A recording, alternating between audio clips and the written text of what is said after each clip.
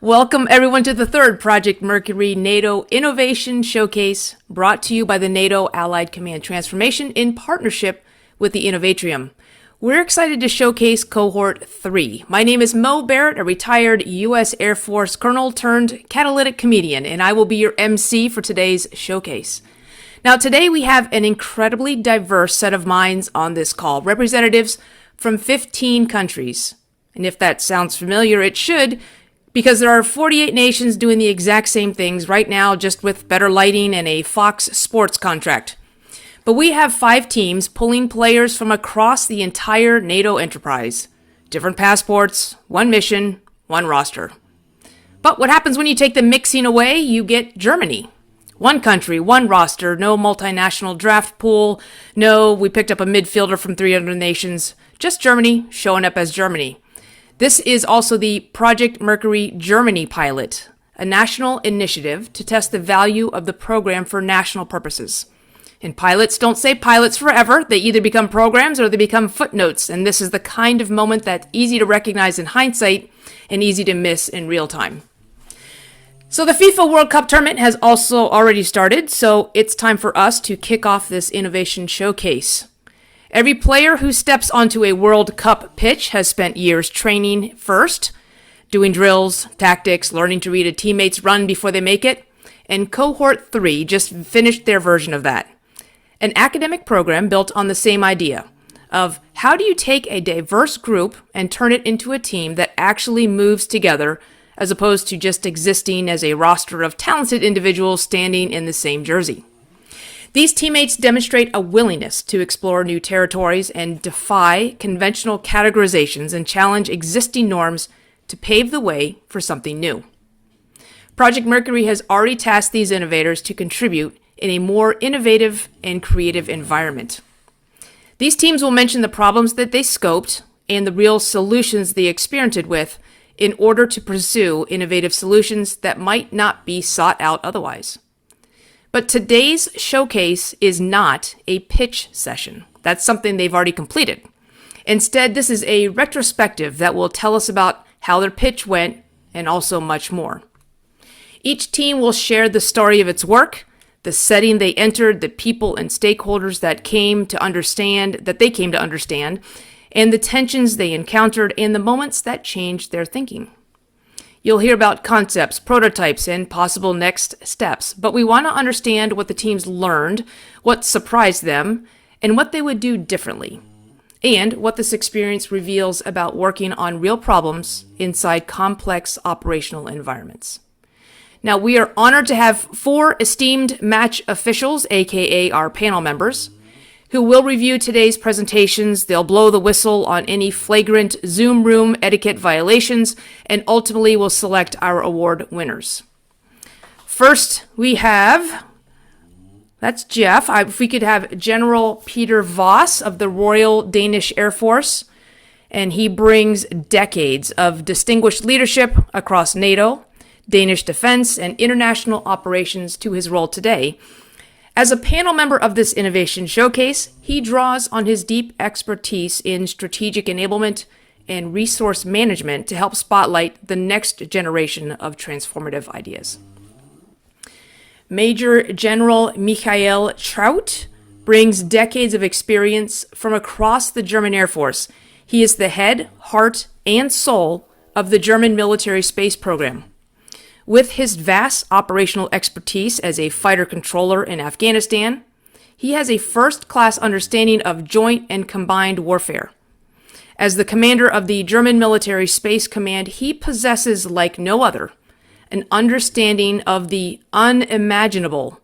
For example, showing up to the German Space Command inauguration ceremony with a formation of soldiers in Star Wars uniforms. I've seen the video. It is impressive, sir.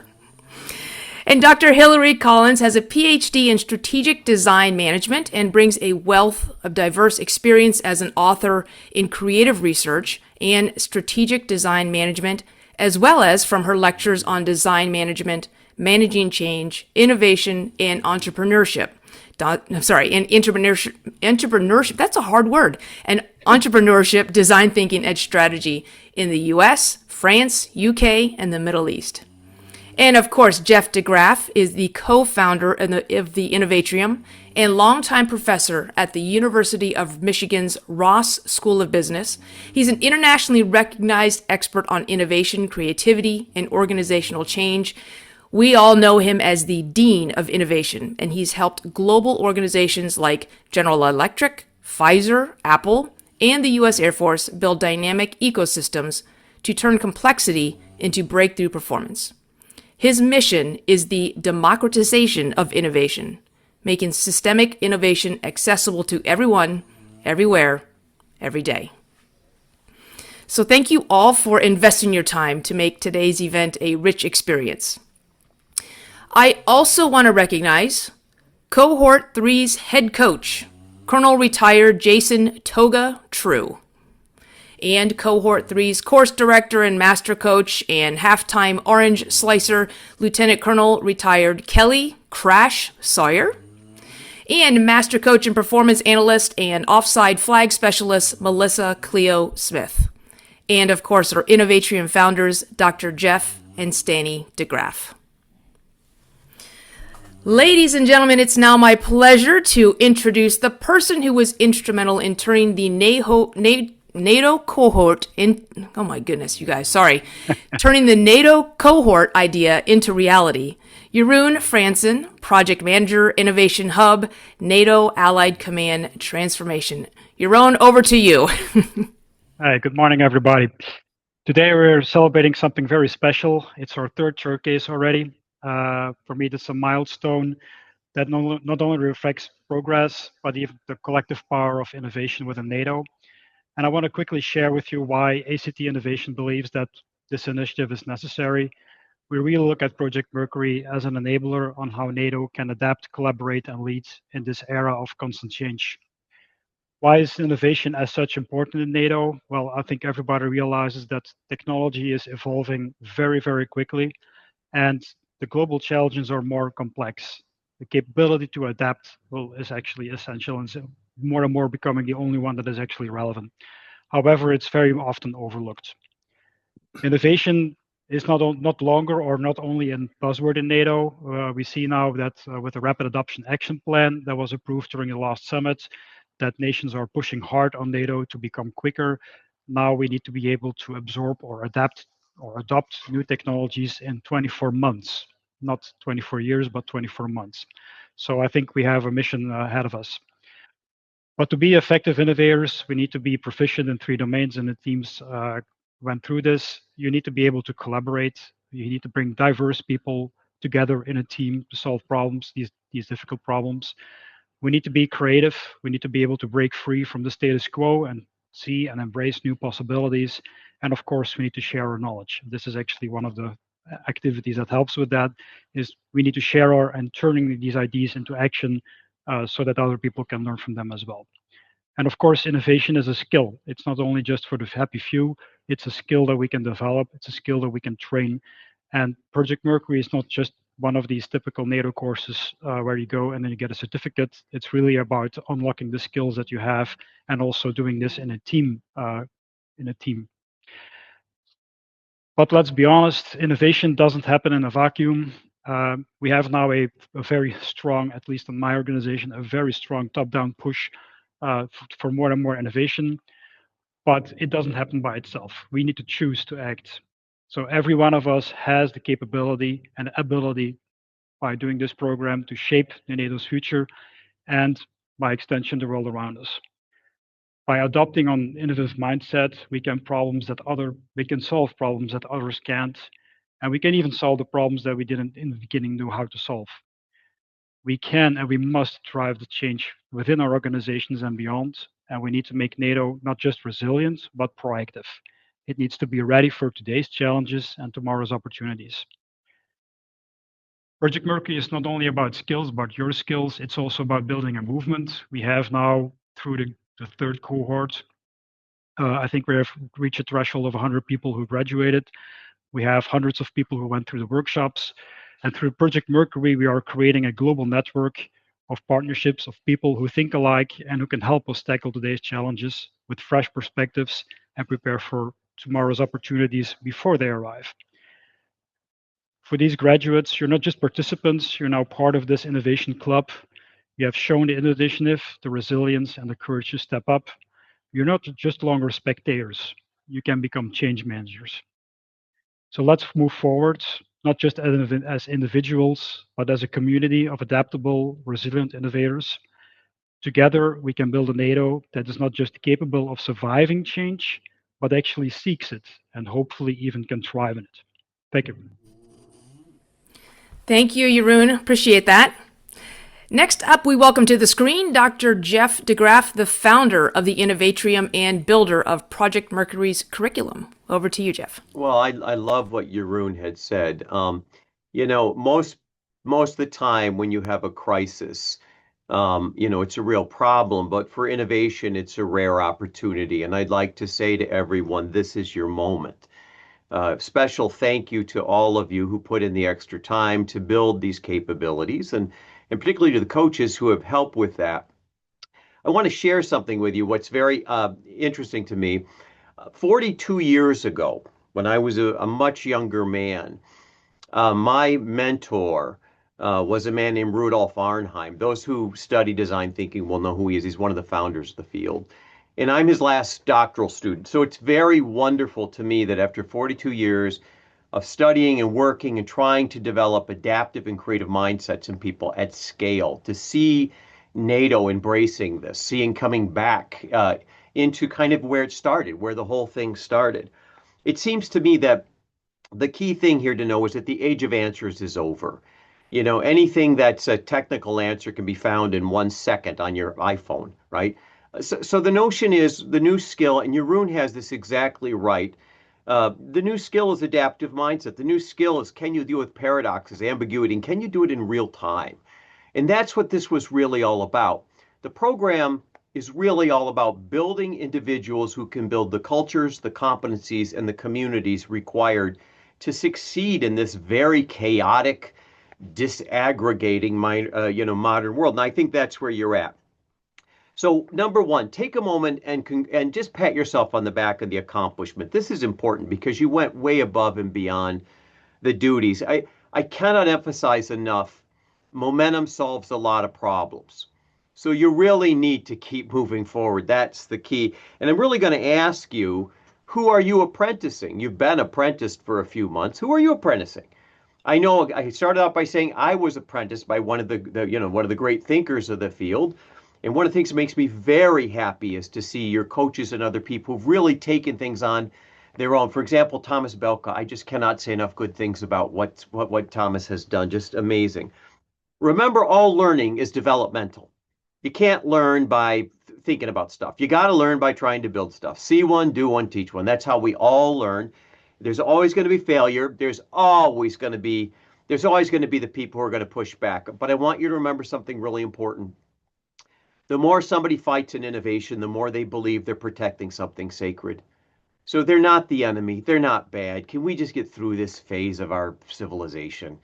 They just have a different idea, and let's try and use that different idea, that constructive conflict, to get to the final point. Because remember, at the end of the day, what we're really trying to create is better ways and new ways of doing things. And the only way to do that is by developing the skill to do it. And skill is all we have. Everything else can be taken from us, but not our skill. So I want to congratulate everybody. I want to encourage you to move forward. I want to thank everybody. But most importantly, I'm very excited to see your work. Thank you. Thank you, Jeff. I appreciate that. You always bring a good reminder of how applicable all these skills are, not just for here in this cohort or this showcase, but in life in general. So I'm going to have to unenemy a bunch of friends now. Okay, thank you. All of these teams are diverse, and they started the cohort with a week-long in-person jumpstart in Berlin, Germany. Then they spent the last 12 weeks juggling their normal day jobs while managing Project Mercury academics and a team project. They took on stubborn problem sets with a lot of ambiguity, challenging each team to look outside the box for tactics that could make a disproportionate impact. That experience helped them cultivate the 3 C's that Jeroen talked about. These are the 3 C's of innovation: culture, competency, and community. Now they are ready to share their innovation journey with our esteemed panel and you, our innovation community. So what we'll do is we're going to have 3 condensed pre-recorded videos, and then we'll have 5 minutes of Q&A with the team. And then for round 2, we'll have 3 live presentations followed by 10 minutes of Q&A time. This is interactive, so please comment, share, and connect in the chat here on Zoom.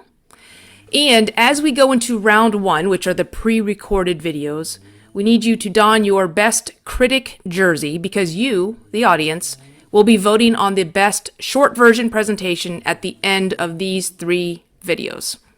And the team with the most votes will receive the coveted Project Mercury People's Choice Awards. All right, so our first video is from Team 3, the Pastafarians. They looked at disaster relief operations and interoperability across existing systems. They were coached by Stefan Holtz and Stacy Shafran. The Pastafarians are going to give us a penne, get it, for their thoughts via their video. Take it away.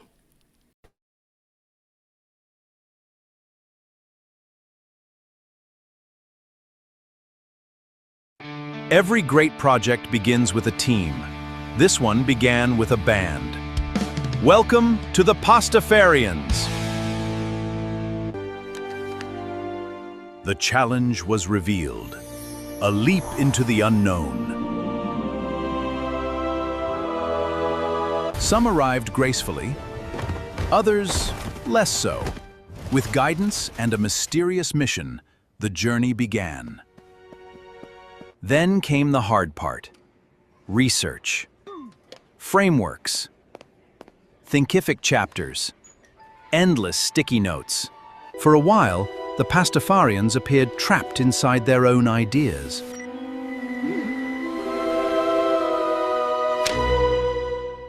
But slowly, the ingredients came together. Ideas simmered. Presentations were tested. Confidence began to rise. The sauce was finally taking shape.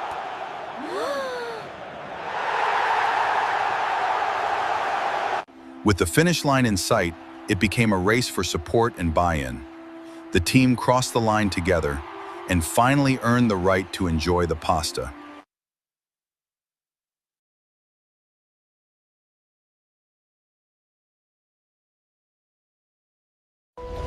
Natural and man-made disasters affect millions every year.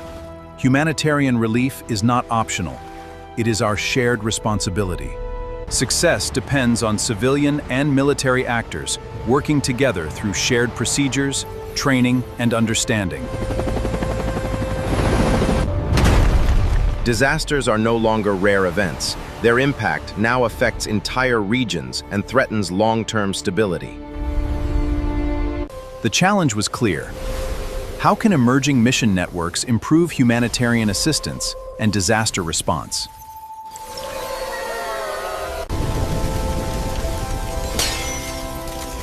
The answer was not more information. The answer was better integration. The answer was Equip-C, a practical framework connecting people, information, and decisions when speed matters most. Develop, test, and refine the concept through the CMDR Center of Excellence, building evidence before wider adoption. The project has potential. One idea, 2 pitches. The project is complete. The lessons remain. The Pastafarians have left the stage and gone for pasta, but prepared for disaster. Oh, that is fantastic. Well done. All right. Dr. Hilary Collins, you get the first question for the Pastafarians. What comments, questions, or pushback do you have? Oh, well, thanks very much for that. Well, first of all, congratulations. I know that there's nothing harder than maintaining a full-time job, family commitments, and doing extra training at the same time. So well done, you guys, for doing that. We've got little time, so I've got one comment and one question, if I can. My main comment, first of all, is on the information I was given about the way your project was formulated in terms of the vocabulary that you used. And just a bit of advice for working in the future to frame a project question round a statement that you know can be achievable, but also you know when you've achieved it. So for your project, for example, and I'm referring to my note here, I just had a little check at sort of rewriting the narrative that you'd got. And I wrote it as, how might we improve interoperability across existing disaster relief systems so that responders can make faster, better informed decisions and deliver more effective assistance? Now, that might not be technically correct because I have little information, but it's a way of writing a problem statement so you know when you've achieved it. My question actually to you is, because there was a lot about the information you've got, my question really is, what were the challenges in moving from gathering data about your issue to actually starting to generate ideas? So, Hilary, hi, this is Ben. Thank you very much for the So our main challenge really on this project was shifting from the original challenge area, which was around novel mission networks, onto HADA, onto humanitarian assistance and disaster relief. That was our, that if it's not so clear maybe in the video, but our journey sort of in two halves. The half where we were trying to dissect the problem, and then as soon as we hit on HADA, then we were off as a group. So that's what I would feel our challenge was over the course of the last 12 weeks. And how did you manage to say, okay, let's stop data gathering at the moment and let's start formulating on doing something actionable in terms of ideas generation?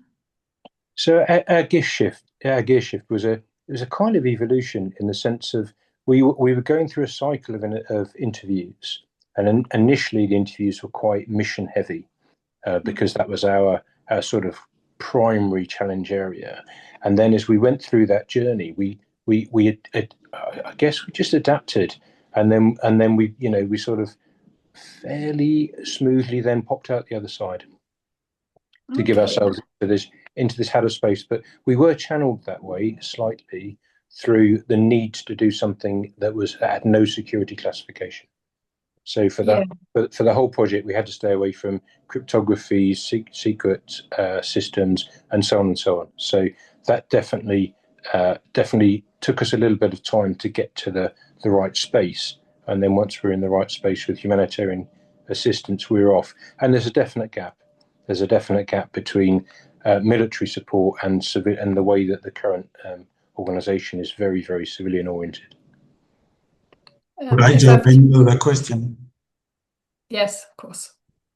Super. So first a small comment. I really enjoyed your movie, especially coming from Denmark, where Lego is also coming from, if you know. And you made a lot out of the process, which is fine. I enjoyed that very much.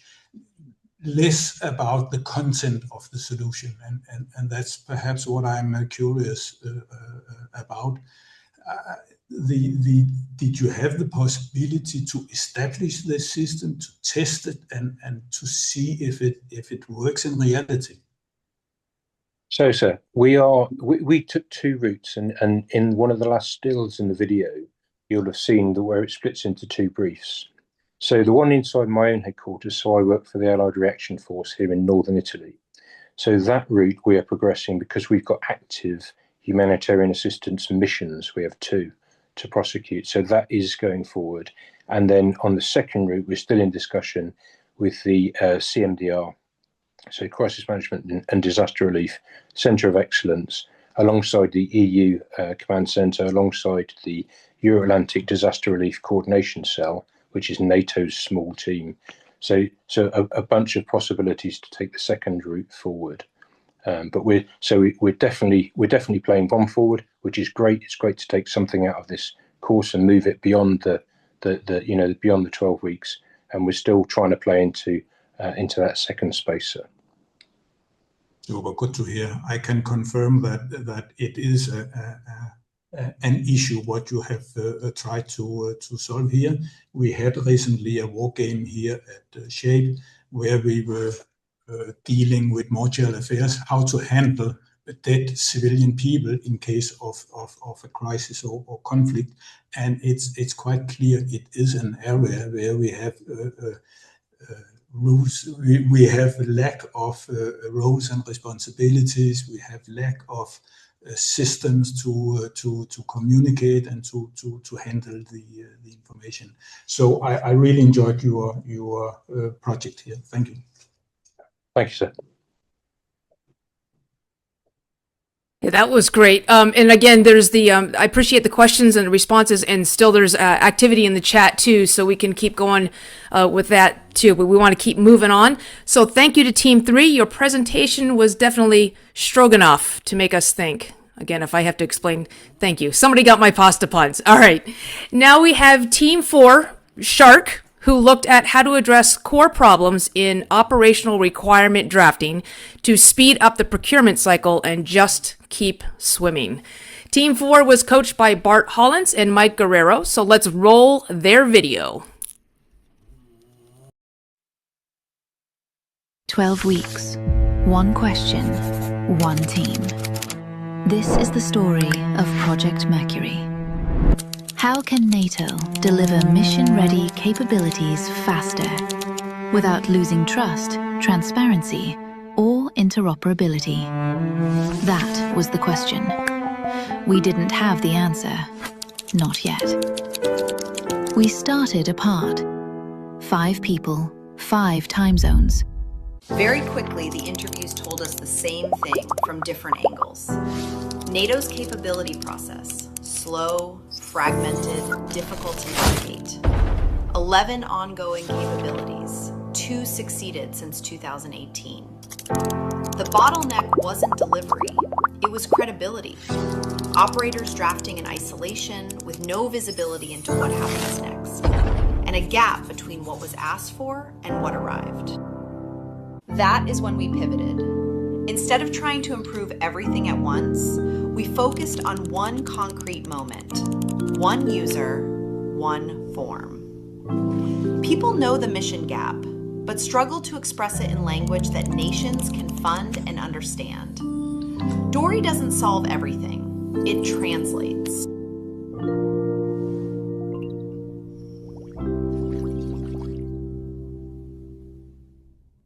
That insight led us to Dory, a constrained AI assistant and similarity We need engine faster built for situational one awareness specific at the moment edge. in the capability Comms drop in process. contested It environments. helps users draft clearer, solution-agnostic requirements. Describe the effect you need, not the solution you imagine. The output is a structured requirement, ready for validation, ready for the process it has to survive.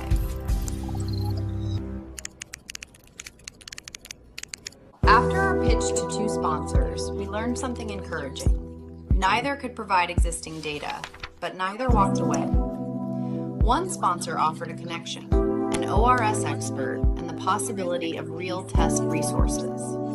The other offered placement, Dory, amplified in upcoming field exercises. 2 paths, both concrete. The prototype now has a route. Project Mercury taught us how NATO's capability process really works and where it loses speed, coherence, and credibility. More importantly, it helped us build Dory, a prototype worth testing in the real world. For us, the journey was not just about finding a solution. It was about learning where the system breaks and building something credible enough to try. We started apart. We arrived together.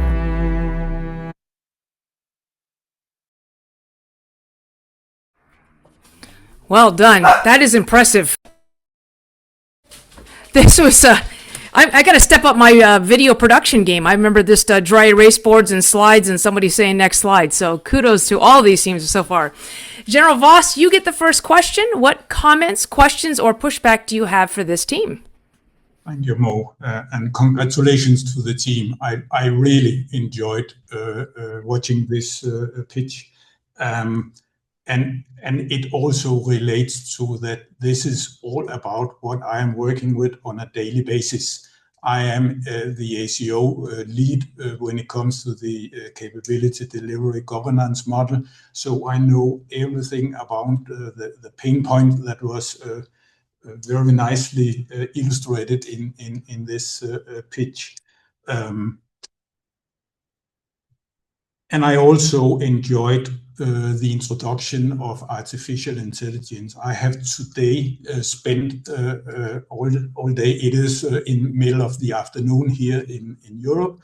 I have spent all day attending an ACT seminar on how to speed up on capability delivery. And so we really need to do something, and AI is also, to my mind, really a possible way forward to deliver all these management products that the nations are requesting in order to decide. What I wanted to listen a little bit to, because discussing AI, it's also a matter of quality data and availability of data. And I just wondered, how do you see your system managing incomplete, contradictory, or at least poor quality data? I can take that one. So if it's the case that you don't have, in case of Dory, we understood we didn't have so many cases we could refer to because of the existing successful cases of the governance model. They are not sufficient. But let's say that at the moment we start feeding, not necessarily with successful, but also ongoing efforts, we could be able to spot already duplicate formulations and perhaps start going for something really small, like suggesting small changes when formulating ability to get some capability instead of solution. So we are looking at a small increment, how to say, like increments of quality of the data instead of being really idealistic and have the idea of ingesting a lot of successful cases, because in this case, it's not going to happen, unfortunately, as far as we understood. I don't know if I answered correctly your question, but I can help accumulating on it. If I can add the question of data, we have ability to access all the previous ORS coming from all the projects, and those data are already textured and compatible with the future ORS. So if we have already the knowledge, textual, usable and exploitable. So if we keep those data in order to feed the AI, we can go quickly without making hallucination or mistakes. Okay, if I understand correctly, the last part, you're saying you can train the AI with all the previous produced management products. Sounds convincing. And I just wanted to remind everybody that we are spending months and years preparing all these management products. So I fully agree that you have spotted an area where we can definitely make a difference. Could you say anything about how you see human and including nations, how their role would be in such a DORI system?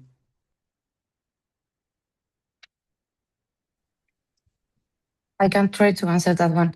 So when the system gets the ORS, in this case, the process workflow is in DORI already. So they are going to have assigned a role. And at the moment, it goes on the managing authorities. If they have the possibility of also providing insight, they will have it live. So everyone will have visibility on the process and the request. Depending, of course, how is configured their permissions, these nations could even raise comments or suggest maybe how to put some of the ORS together for better procurement. It depends truly, but they have different roles and it can be adjusted. So if I may complement what Irene said, one of the great things that we did doing Project Mercury is that we did not only stay at the idea stage. So Dory is actually an MVP that we created. So it's a living thing. We created a mock-up of Dory with dummy data and synthetic data to be able to pitch the solution to sponsors. So as Irene was saying, how Dory was configured since its inception is that as it happens with the requirement, with the capacity development process, there are different personas with different responsibilities. So everything starts with the person that drafts the requirement statement. And the idea is that if implemented into the NATO secret networks in the AIS, would have the possibility to integrate other users into the tool. So different people in the process could follow the workflow, right? How it looks in the mock-up is that you start with the major that comes out of the exercise and drops the ORS, simple sentence, and then generates with natural language processing a requirement statement that kind of like complies with all the needed information that the next step approver that needs to look at that ORS needs in order to develop the ORS and put it into the pipeline, right? For that to become a CPP in the future. So that would be the idea, to have like an integrated workflow where the tool is a one-stop shop that avoids having Excel files and things from outside kind of like polluting and losing coherence. Super. I want to leave the floor to the two other questions or comments. Perhaps, good afternoon, Mike Traut speaking. Thank you so much for that excellent video and having given us an insight in your work throughout that brilliant and innovative team. I just want to have a question on, well, if you want to speed up some specification and procurement processes, so there's always the big, good Pareto question. So 80% is enough. And we need to take risk, actually, if we want to speed up things. So writing 100% perfect things that we all know gives us the problem of time. And to what extent did you discuss in your group the question of how much risk do we want to take in our work? Over.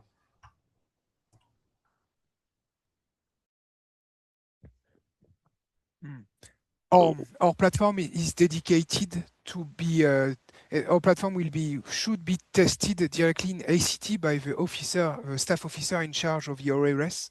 Even the goal is to be agile, to maybe fail, but fail quickly and be able to correct and to fix the platform for the staff ORF, the staff officer who make the ORS.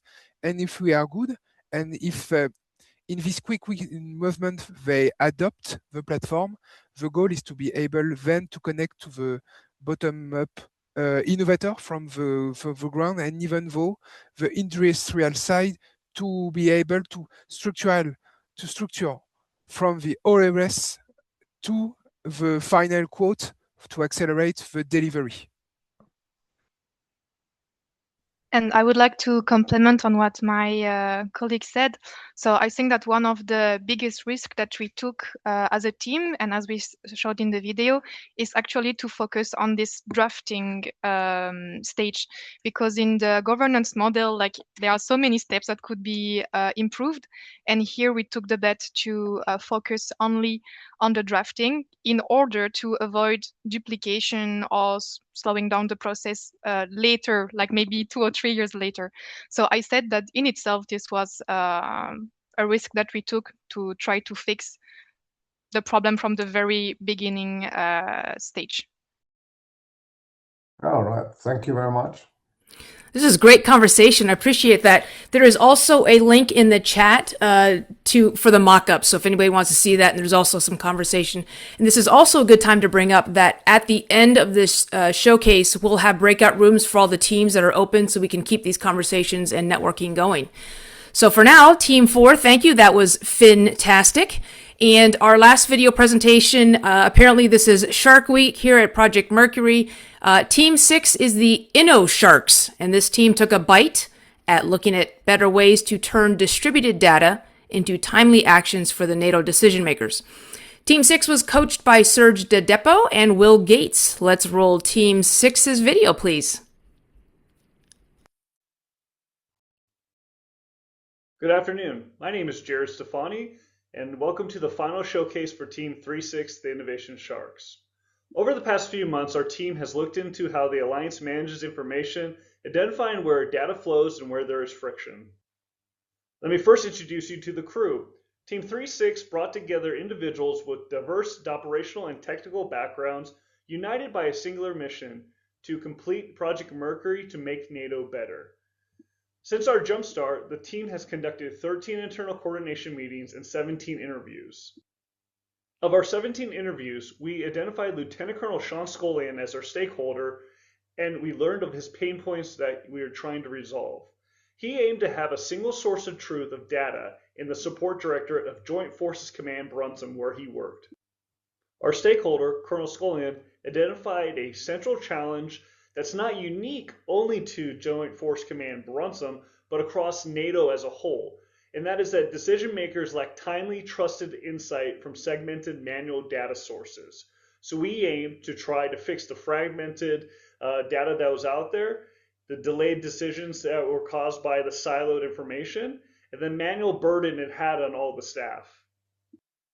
Both a positive and slight negative, our solution had to be built on Maven Smart Systems, since the entire Joint Force Command Brunsum staff had been directed to Mavenize the headquarters processes by the Chief of Staff. The good news is it directed our team to the platform so we could focus on the data inputs, the dashboard, and the outputs of the project. Also, being built on Maven meant that it could be used by other headquarters that adopted to use Maven Smart Systems. Our project was relatively simple. Is creating a dashboard that took inputs from all the different divisions within the Support Directorate to provide a unified dashboard for decision makers to be able to understand problems and use the AI software to be able to forecast and make decisions in the future. So we took the different divisions across the Support Directorate and made them into a smart system dashboard that could be used. I'm happy to report we were able to build our dashboard on Maven, but our journey did not go without any challenges. The first is that 2 of our crew members had to leave the project early due to scheduling issues. The second was that our project had to be built on NATO secret systems, and not all of our members of the team had access to those. However, we were able to incorporate them into the design and to the interview process before we actually built the software on NATO secret. And then finally was confirming what the actual pain points were that we were trying to fix. Despite those challenges, I'm incredibly pleased to report that on June 5th, we did present our project to our stakeholder, Lieutenant Colonel Sean Scolian, as well as the division ACOS and the JN's branch chief. They loved the project and they actually gave their staff guidance on how to use it and what they wanted to see in the future. So this project was accepted and is going to continue on within the J-Engine Support Directorate of Joint Force Command Brunsum. So in sum, Team 3-6, the InnoSharks, completed Project Mercury. We created a product that the stakeholder has accepted, and we learned a great deal throughout this program. Thank you for your time today, and I hope to see you at future events. Well done, and way to use Maven as a verb, Mavenize. We all love that. General Traut, we'll give you this one first. What comments, questions, or pushback do you have for Team 6? Yeah, so Team 6, another Sharks team. Thank you very much for that really, really impressive presentation and your work, of course, during the course of the project. So you actually tackled a problem which we have in military leadership at all levels, which we have had for decades, actually, the problem of information overflow versus getting the right information to a military leader in the right time, in the right place. So, well, you've been pretty close to something Maven. Yeah, you Mavenized. Yeah, I love that. I love that new verb creation as well. You Mavenized that. And my question actually is, how do you balance out that danger of information overflow versus giving the military leadership at the right level exactly the right amount of information? How did you get into that? And my second question would be, was there already a use case within SHAPE or other NATO organizations, as far as you know, that they actually tried that information platform over? Sir, I'll answer that question for the team, and then any of my team members can join in. For the second question is relatively easy. Is yes, all of the different JFCs are trying different aspects of Maven. SHAPE has gone in one direction. We're trying to different, and they're using this. It's called a scoped work session, essentially, that you just get to play around in the sandbox to design it. So that's what we did, and we actually presented it, and SHAPE JN saw our product, and they actually want us to send it to Naples. I was briefed that today. To answer your first question, we had the basis of what they were looking for based on exercises, because we actually used our MVP during CFS deterrence as like hey, this is how we can do it, and it sped up the timeline of where inputs could be provided. But the support director has a template, it's PowerPoint, just like anything else in NATO. And we were able to take that and then increase the ability for the information to get on there faster, because it didn't have to go from slide to slide. The dashboard synchronizes across the headquarters. But now we're in the stage of iterating it again of how they want it to see. So there was kind of a basis of what they kind of want to see based on exercise experiences. And then now we're showing them with the future work of, it's a dashboard, it's a visualization, we give you information, but we're designing algorithms to be able to forecast and project out. That actually gives a little bit better clarity for those decisions in the future. Hopefully that answers your question, sir. Yeah, thank you very much for that. I try to imagine how it works. Did you, well, it always depends a little bit on the character of the military leader as well. And we've seen in the past years and decades some characteristics of military leaders to go down a road which led them into information overflow. So did you actually include a long screwdriver warning light into your system to prevent people from go down into the weeds of information overflow? But this is because this is something that's an I would even say eternal danger to the question, how do I aggregate information properly? Yeah, and the way I'll frame my answer, sir, is certainly as a JFC Bronson are very detail oriented. They're very high level, but they want to know specific details. Like I've had them come to my office and ask. But the way that we designed it is there's the dashboard that they view the major things that their XO, or they've said that this is important, but they do have the ability to, on the left-hand side of the screen, click into and go down to the division level, and then go into the branch and then the section if they wanted to. But their first visual is not going to be all the detailed data. We wanted that to be, I have a British colonel that's in charge of me, and he's like, hey, I wanted 15-second brief of what you did for the past day. So that's kind of what we aim for, is that quick summary. But if they wanted to, and they're inclined to, and they know how to use Maven, they could click and then go down all the way down to the individual section dashboard. That's great. Thank you very much. And thanks again to you and the team to having wrapped your mind around this. Really appreciate, and I'd like to open the floor perhaps for other questions. Thanks. Now I'm happy to take the floor and ask a question. I also just wanted to congratulate the team and appreciate the importance of developing Maven, a smart system. And it seemed to me that you have contributed to that. So we have already touched upon the quality of data and the lack of data and so on and so forth. Maybe you did mention it and I missed it. Did you consider artificial intelligence to be a part of it, or do you see that it could be developed to include some AI?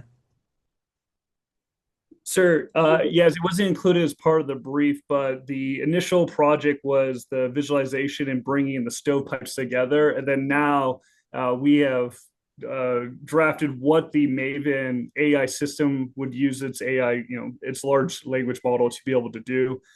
So we've adopted a few of those, but we are still in I don't want to say prototype, but it's the prototype phase of using that.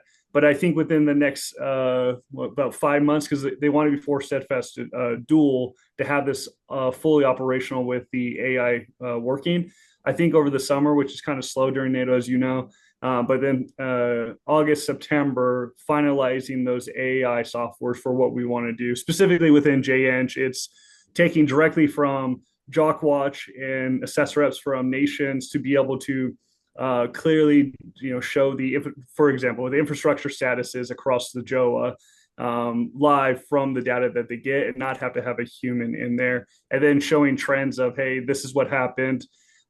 It's connected the dependencies to this piece of infrastructure, so you're going to have a cascading effect, and that's kind of the way that we are going towards now. It just we're learning it as we go. So as a data manager, and that's actually why we were pretty successful in building, is we were provided the data manager from JEng to build it. So he's learning as he goes. But I think by October, dual, we're going to have a pretty decent system, and then it's going to continue to iterate and get better. Super. I'm visiting Brunssum all Monday next week for a NATO 2030 workshop, so maybe I can have the opportunity to hear a little bit more. Thank you. Sure, we can give you a demonstration if you want, sir. Love it. I love this. Already connecting. And kudos to InnoSteve for creating a new word in addition to Mavenize. It's clap cluster screen flash. I have no idea what that means, but we can discuss in the chat room later. So thank you to Team 6, and thank you to the all first of our 3 teams. Team 3, the Pastafarians. Team 4, Shark with Dory. And Team 6, the InnoSharks.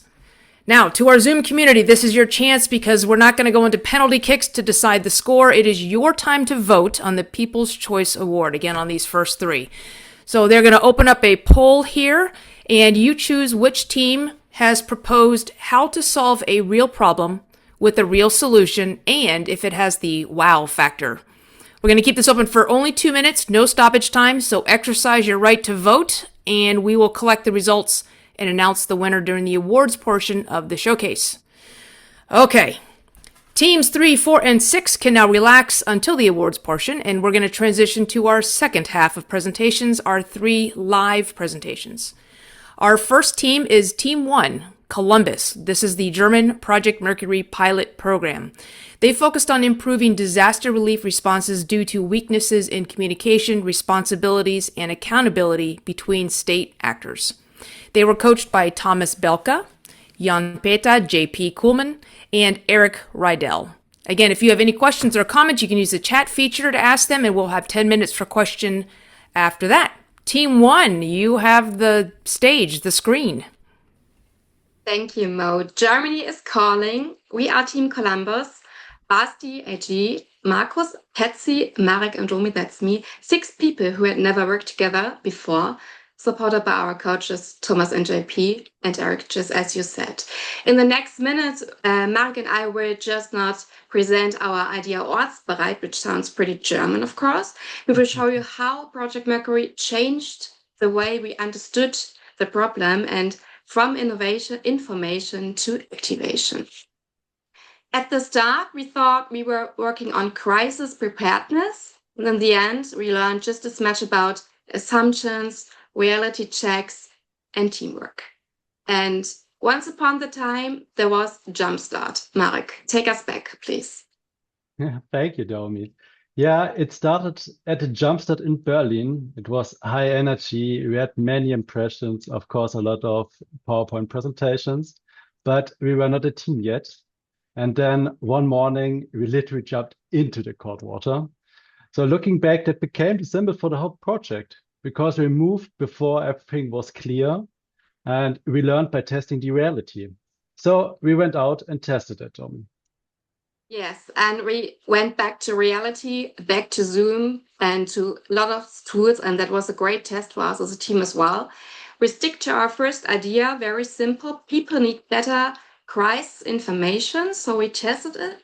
We talked to 16 experts, and they made us experts ourselves. 401 local authorities were contacted by us. More than 100 citizens surveyed a survey. And the key lesson was uncomfortable. Somehow it was just positive feedback, but that was not proof for us. So, Marek, why does this matter? Yeah, it matters because knowing something is not the same as doing it. And warning information matters. System like German Nina warning app matters. But information following ascending logic. I warn, I inform, I publish. But the whole process has a blind spot. Yeah, exactly. Project Mercury forced us to ask the next question. What happens after that?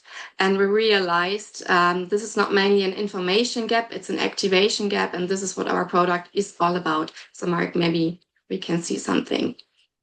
Yeah, we brought a clip. Let's watch it. The world changes rapidly. Our climate changes, nature disaster are increasing, as well as territory and cyber conflicts. All started with one sentence and lead us to a stunning journey through the current state of how Germany is able to manage a crisis. Disaster response often suffers from gaps within and between military and civil systems.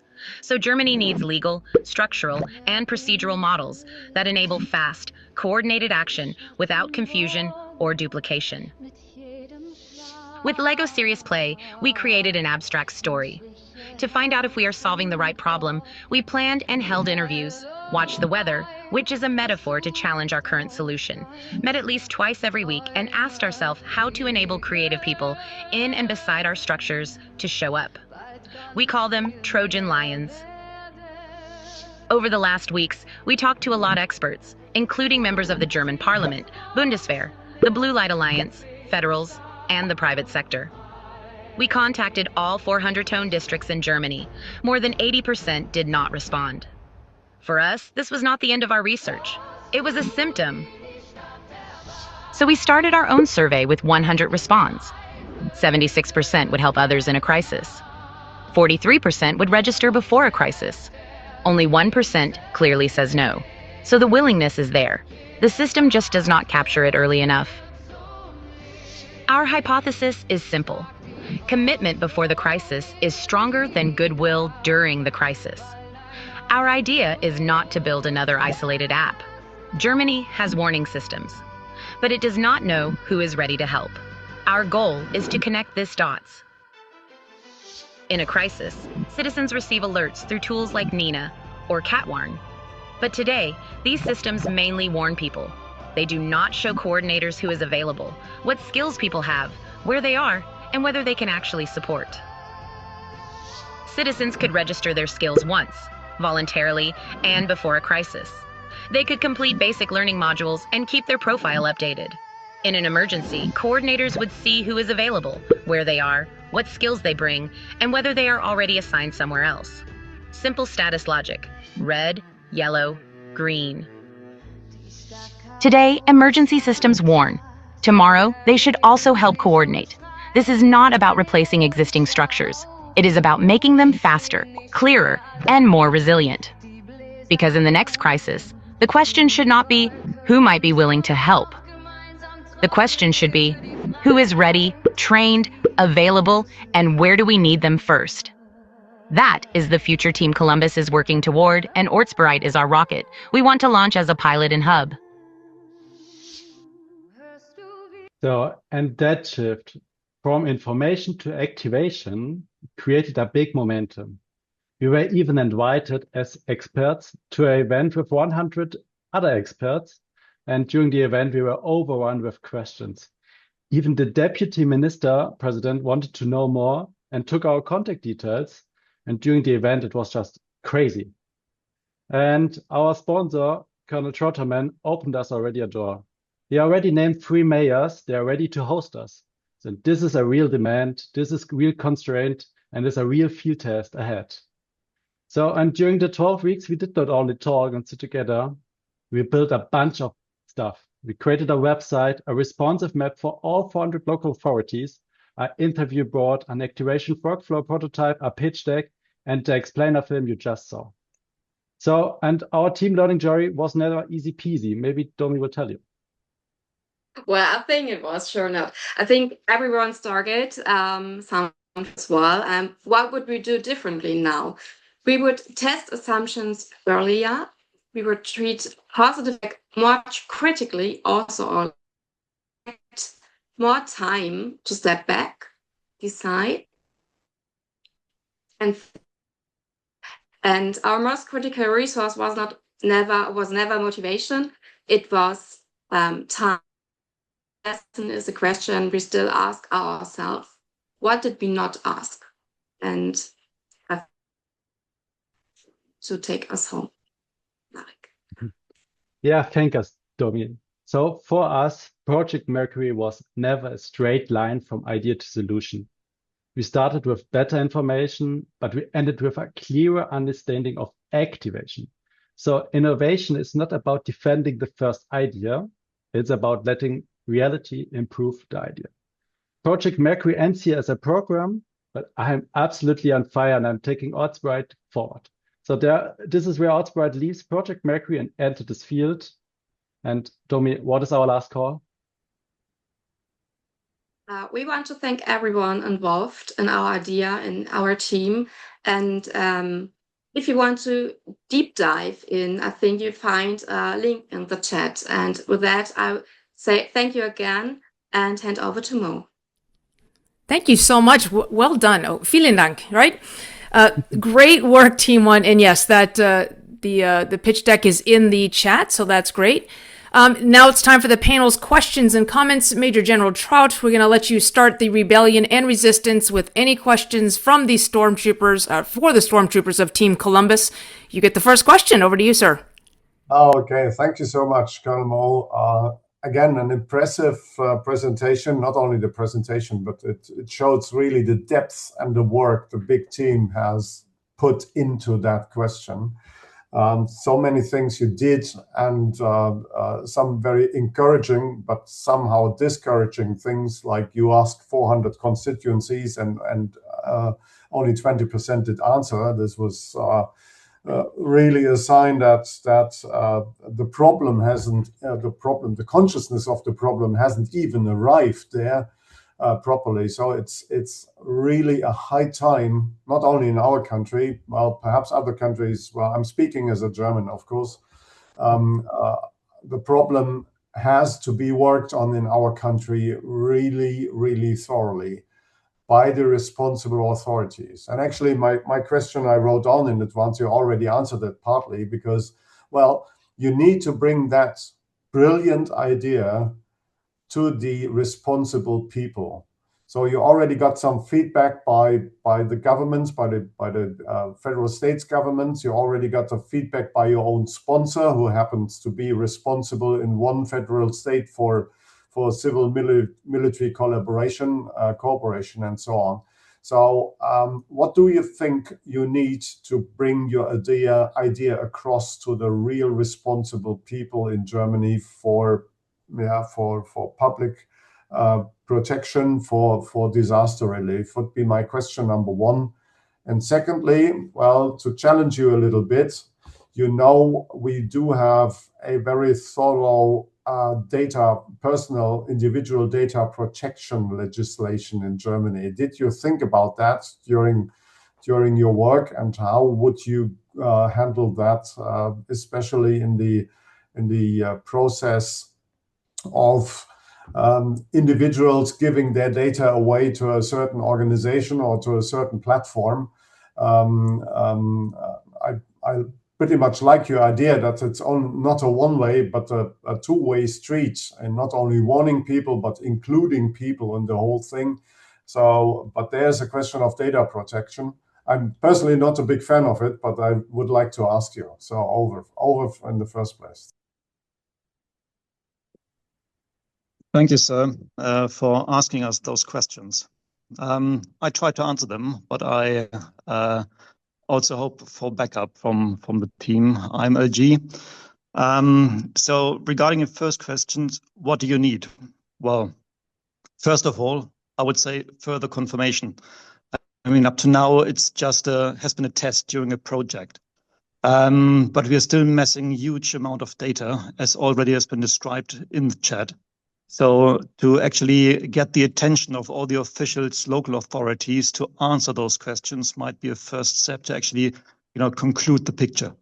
And from there we could continue. Otherwise it would just be something like, testing, not really being sure about the whole problem. If it comes to legal problems, this is of course something we have to take care of. Being honest, it's quite a huge task, but we are pretty sure that once we achieve the necessary awareness on those different level of authorities, that changing or exchanging data would become less of a problem. Nevertheless, it will still or always be one. So if you do have, if I might turn around that questions, if you do have good advice from a superior level, we are really willing to hear that. Oh, I could also jump in with the data regulation.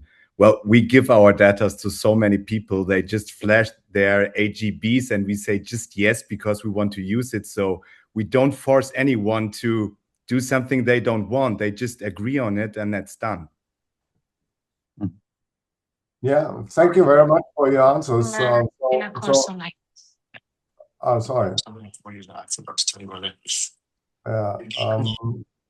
Thank you so much for your answers. Well, again, I personally see that as being a brilliant idea. And I think we might get into the responsible departments at a higher level. So don't try to do that as a bottom-up thing and don't try to convince 400 mayors or constituencies. I would enter the theater 1 or 2 levels up at the federal state level or even at the national government's level and saying, okay, this is a good idea and you should put it from top down into the system. The big question is, what I'm asking myself now is how to communicate that into the public to make it an attractive idea so that people really like it and they like to participate and ask their neighbors, hey, do you see that? Do you see this brilliant new app or idea or whatever? So Nina, so the public warning system is of course an app on everybody's mobile phone or cell phone. So that should be an app which is as easily available and accessible. And there might be a kind of competition to incentivize people in taking part of it and saying, well, I'm a good guy. I belong to the good team. And I offer my personal skills and my personal effort into helping the community. So that's something I would suggest. And secondly, well, you already have a very competent and very capable and very influential sponsor with Tiemann.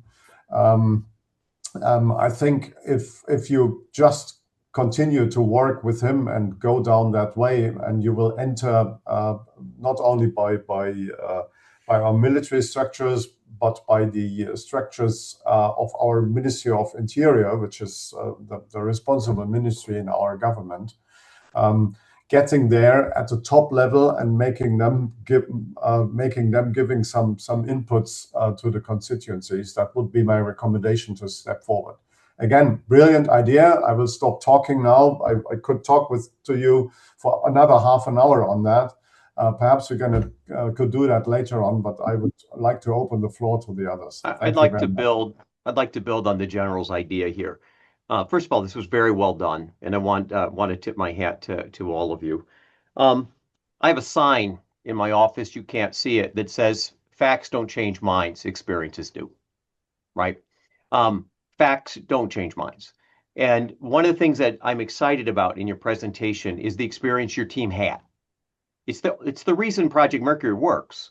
I mean, it would be one thing to put everything online and AI, but the notion is you're going through an experience. You went to the lake, you jumped in together, etc.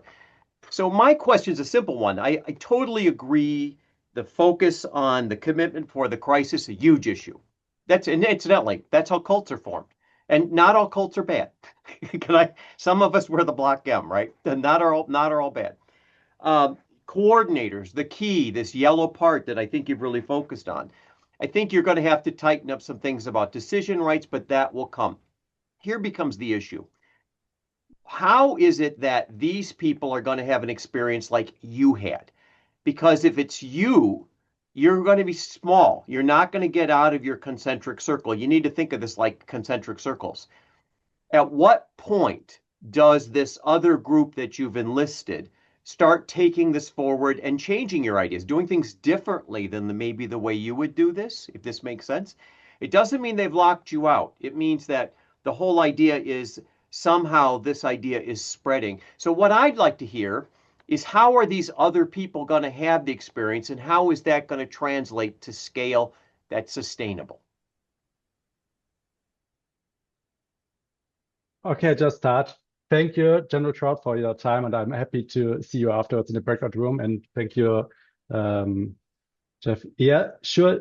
As I said in the showcase, I'm going to continue as a project owner and will continue with the project. I don't leave it now.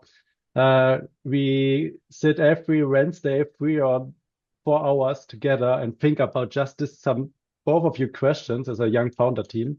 And I think I have a good solution, or we found already a good solution. Just think about there's a crisis now, and you are registered on the app. And now you go to the first crisis and help some organization to get done with the crisis. So you were there, you had some hands-on job, you saw, wow, this is crazy. I helped someone, come back, sleep a night, and the next day you think, okay, well, I had a real impact. You tell other people of your impact, and maybe 1 of 10 is also already or will join an organization like the Fire Guards and say, okay, I want to join an organization to help others, not just to react on a crisis, to be there if there's a crisis. And this will be I don't know the word, but this will be a wave, a start, like you roll a stone, and it will continue and continue and continue. I think that's terrific. I would ask you this question. What, on your own journey, your personal journey, there's an old saying, that which you believe is unique to yourself is that which you share most with others. So what was it on your journey that made the turn and this group come together? Was it jumping in the lake? Was it the Lego game? Was it changing the weather? I mean, there's a million of these, and I've done these for a zillion years. The issue is, what was it about that experience that you had that you think can be replicated? So imagine you go to a mayor's office and you play the same kind of game. Imagine, you get where I'm going with this. It's not about getting them to understand it. It's about getting them to feel it, and most importantly, to own it. That's what you're looking for. So I love where you're going. I love the presentation. I just think there's a part to this that this cycle of experience that you've had, I think would be great if it could continue. Thank you, Jeff. Maybe I can jump in, like into the cold water. And I think that'd be a great opportunity to say, such a great, not make it a pilot, but a free program for everyone in Germany.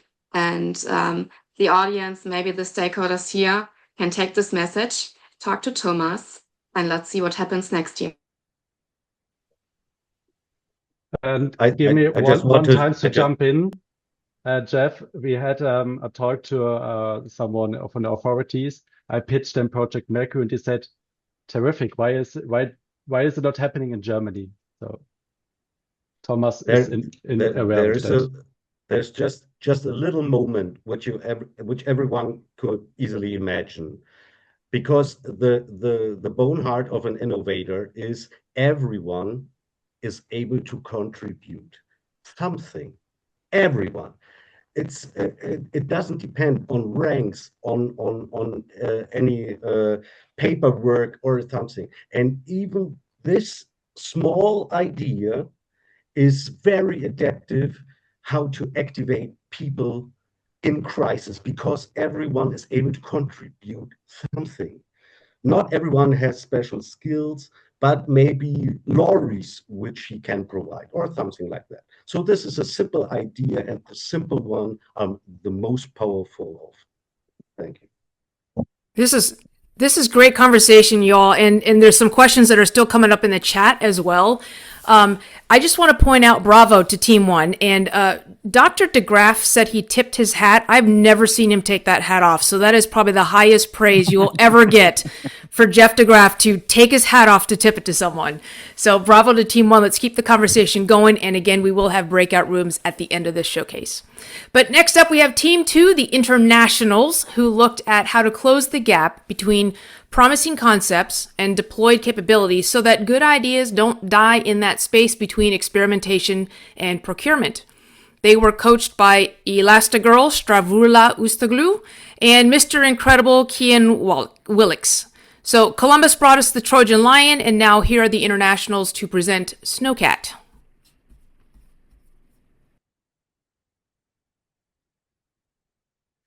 Okay, sirs, ladies and gentlemen, defiers and disruptors, my name is Jan, and I will give you our introspective perspective on our Mercury journey. So who are we? We are a diverse group consisting of people from 8 nations, different ranks, massive domain experience, and we have been together almost daily or nearly daily at the last 12 weeks. So this is the team at the table. Clearly, you can see it's a team that's not so fond of getting taking pictures, but we do get some work done in the middle. Our problem statement that was given to us was all about that NATO has no shortage of ideas. It lacks permission to try them and delaying operational utilization of innovation. So this was all about culture, one of the most easiest topics to change and innovate. Our challenge statement sounded like this: identify why innovation stalls inside the alliance and prototype a way through, not new hardware, new behavior. So using the Lego Serious Play method, we did a landscaping of the current NATO innovation system and came up with this. We had to try and see this through an operational picture, so we went all the way to the Arctic. Somewhere in the Arctic, a unit loses comms. Not because the technology doesn't exist, but because the right solution never made it through. Every year, NATO generates hundreds of ideas, experiments, prototypes, concepts that could change how we operate. Most of them don't make it, not because they're bad, because the path from promising to deployed is broken. Think of it like a chain. At one end, the innovators, the experimenters, the people asking, what if? In the middle, a shredder, processing everything that comes through, deciding what moves forward based on excitement and strategic timing. What passes through becomes capability. What doesn't gets triaged. And at the end of that chain, receiving everything the system discards, sits a tiger. Built to hunt, powerful, restless, and slowly starving. It has no voice, no mandate, no seat at the table, just an ever-growing pile of scraps and a cage that keeps getting smaller. But the tiger has been watching, and it's noticed something. The ideas arriving aren't bad. They were just poorly timed, not exciting enough, misaligned with this quarter's priorities. Buried in the leftovers, a gallery of almost innovations, losing momentum with every passing day. We are the internationals, and we chose not to wait to be fed. We went to the Arctic, because if you can solve communications there, in extreme cold, electromagnetic interference, vast distances, Zero margin for error. You can solve it anywhere. And you can build a process that solves it again. What we're about to show you is called Snowcat, a 6-month cycle that turns the dump into a gallery, the end of the chain into the beginning. The tiger has been watching long enough. It's time to hunt. So taking the Arctic communication problem into consideration, we came up with some problem statements under that. First of all, communication problems are often due to natural causes, extreme weather, satellite limitations, and so on, innovation integration problems, and the impact it has on the operational planning. So Snowcat was intended as an innovation cycle where you can identify the gaps in your operational planning. You can match solution with available solution or ongoing projects, and you can do a rapid acquisition, feeding it back into the planning, testing, validation, and keeping the loop closed. This led up to a platform that we call Trilogy, which consists of basically 3 bases. So a neutral observer that is non-biased, finding a lot of hidden chained solutions in the forest. So innovation that has not yet been surfaced. Innovation intelligence mapper, identify what the team doesn't know.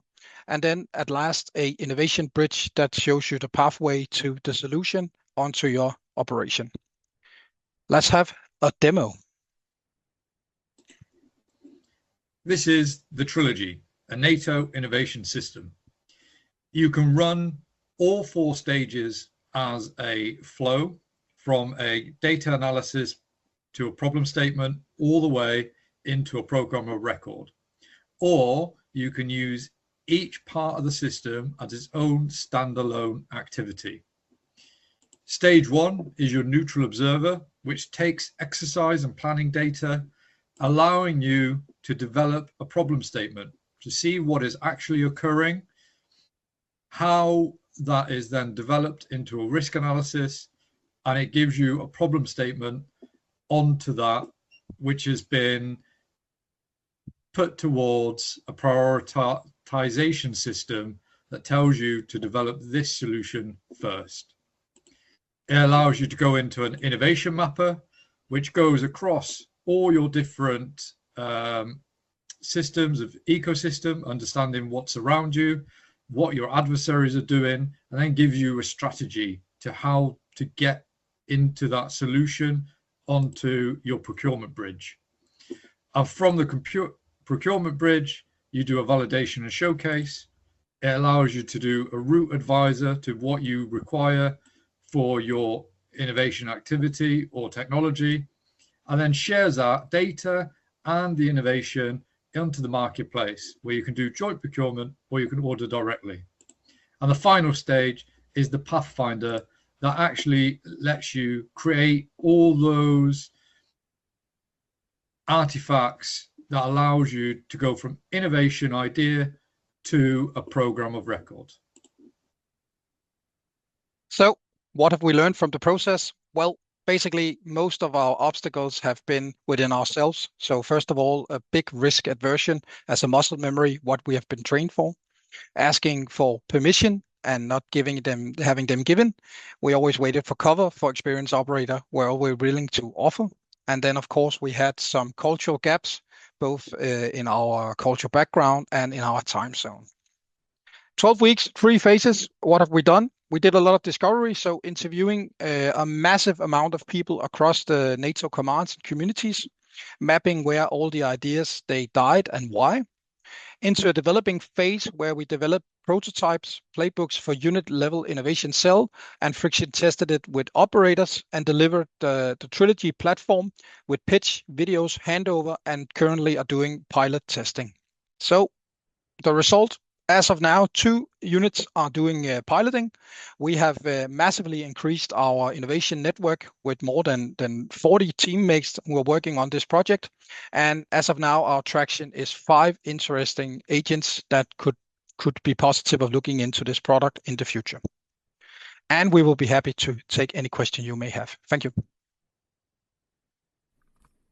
Excellent. Thank you to Team 2 for bridging the cold plunge of Team 1 to the Arctic area of operations. And also, you win with Gallery of Almost Innovations, which someone said in the chat deserves a plaque. So for our panelist, Dr. DeGraff, we will let him throw in the first question for the internationals. Well, I think this was very well done also, and I couldn't agree more with Mo. I think you kind of buried the lead here on Almost Innovations. I mean, I really like your solution, but I'm having a little trouble connecting the dots here. So the first piece was what we're really trying to do is change behavior. And I like that. And the reason is one of the things that bureaucracies love to do is to build parallel bureaucracies. You know, they love to, there's a million systems that do all this kind of stuff, right? So to me, what becomes interesting about this is how do we get around that? Now, let me tell you why I'm concerned about this. Because AI doesn't reduce complexity. I'm an old AI PhD, right? A million years ago. AI increases it. And there's a concept I introduced years and years ago called spectral accountability. And the problem becomes, you know, in the old days, you could only run one report. You know, now think about, you can run 100 of them. And they're all really good and they're all accurate. Now the issue is how do you make sense out of it? And the problem becomes you use AI again to try and pick what you're doing. What you're doing is you're giving accountability to a bureaucracy. You're getting accountability to a machine.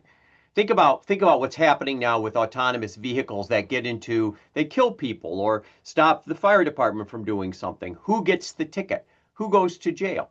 Right? This is what we call spectral accountability. So the issue is there's got to be some place in here where decision rights fall into a person, right? Where the whole idea falls into a person. So that's the first part I wanted to throw out here. So because we're trying to do behavior, right? I want to come back to behavior. We're trying to change behavior. And then I have a very green kind of thing. And I liked what Julius was saying, and I have a very kind of green observation, which is this is basically an overlaying patch. Why does it have to be one way? People like me, when you give me a system that's a meta system, my view is, well, why can't I build a system differently? And given the tools that you're using, right, and given the AI tools that are allowed, I mean, why is there one way in which we're going to look at this data and make decisions? Why couldn't there be multiple? So I just want to start with those observations, and I want to get some pushback. How do we change behavior, particularly given the complexity of this, without spectral accountability for decision rights? And the second is, why limit this to one way of doing it? Yeah, I can jump on the. Okay, Jay, go for the AI. I'll go for the cultural part. Yeah, no worries. Yeah, so those 4 parts are AI agents that have all been kind of mushed together for the purposes of the demo, just to make it easier to package it into one thing that people can kind of get their heads around, understand, and play with. However, we've spoken to multiple teams that were like, "Hey, can't we do it like this for our team?" I was like, "Yeah, no problem." Because it's an agent, you simply reprogram it for your specific activity, and that's why we could go from the Arctic to campaign planning to. I even spoke to a guy from the NHS today who was like, "Hey, can we use this in a clinical setting?" So yeah, no problem. You know, we just change it. We move it to how your team works and what your team need for their innovation activity. I'm with you on all this, and I knew that was implied, and that's a real that's a saleable feature for you. All I'm asking is why couldn't you build a very simple GUI on top of this so they could do it, right? So it's their own version of this. Right? I mean, you can do it, but you can empower people to do it themselves. I mean, that's kind of where we're all going. So it's not that you should do this. It's just I'd make that more front and center of the presentation, that it can be adjusted so it can be used, catches more fish. And 2, that people have more agency over what they're looking at, hence going to decisions they have to make. Because ultimately, you see where I'm tracking here, we're trying to change behaviors. And what was we have one other comment here. Somebody's going to jump on here to help you. Yeah, I will Dr. DeGraff, I will take the culture piece of it. As was mentioned, this process is as a use case integrated into a campaign planning. And that is Joint Force Command Norfolk doing this for the first time this year. And we managed to integrate this innovation process into this campaigning. So ownership ultimately belongs to the commander of Joint Force Command Norfolk. One of our pitches was made to the owner of the process itself. It's the JFC Norfolk J5 ACOS, who happily accepted ownership to implement this into innovation. And ultimately, this AI, of course, kind of shapes the process, but it's not the ultimate decision maker. It's people behind it that are basically empowered to make decisions with a broader understanding of what is available and how fast can we get it. Good answers. Thank you. I'm happy to take the floor now and also contribute a little bit. I very much enjoyed your presentation. I also appreciate the frustration that shows on a daily basis because of the bureaucracy within the alliance. And sometimes I am actually surprised that we are still having a lot of young people coming up and also elderly people coming up with new ideas, despite the bureaucracy is making life difficult for all of us.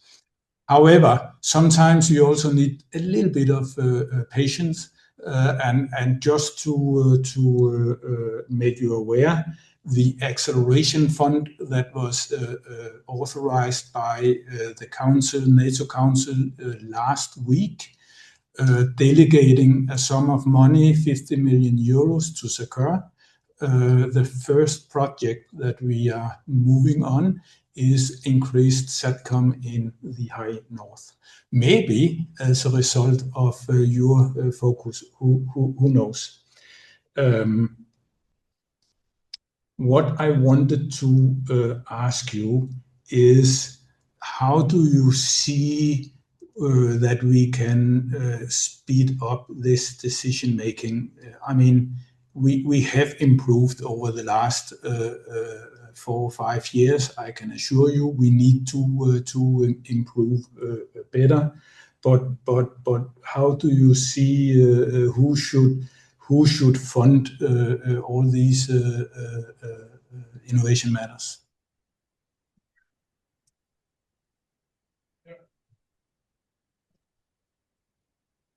Sir, just to reiterate the questions, the question is to who will fund this, not about the process itself. So as you mentioned, the NATO accelerator that was released a week ago is just one portion of possible funding methods.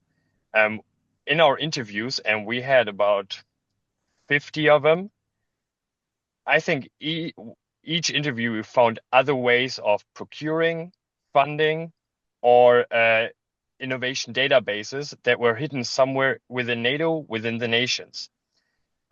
Integrating this all into one system enables us to basically select the best funding method for, and this is what we aim for, a short-term solution. This is not the long haul. This is not like 5-10 years funding. This is a quick shot on goal. Even better, multiple shots on goal with experimentation, and then funnel it into the final idea and translate it into bigger projects. Just for as a background, in Joint Force Command Norfolk, within the campaign plan, this process is meant to run for half a year, just 6 months. And at the end, have an experimentation and a procurement-ready solution for problem. Those problems are agreed upon within the campaign planning. So we have the baseline already in there. The campaign plan is agreed by nations and commands. So we have a funding baseline there too. So we can reach out to multiple entities for funds. It's fine. I understand. It is what you're describing is more or less what we already have available. And to my mind, it is also causing a part of the bureaucracy. And I was keen to hear if you had, as a part of your interviews and all that, identified another funding work stream.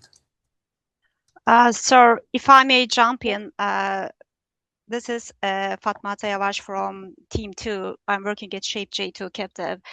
We think that this project actually will accelerate the speed first in the first phase, the identification of the problem, and then matching the problem with the right solution. Because what we see is, since I'm also working at Captive, sometimes we see that when you receive requirement from the subcommands, they do not know what is actually already going on. So some of the solutions are already in the pipeline.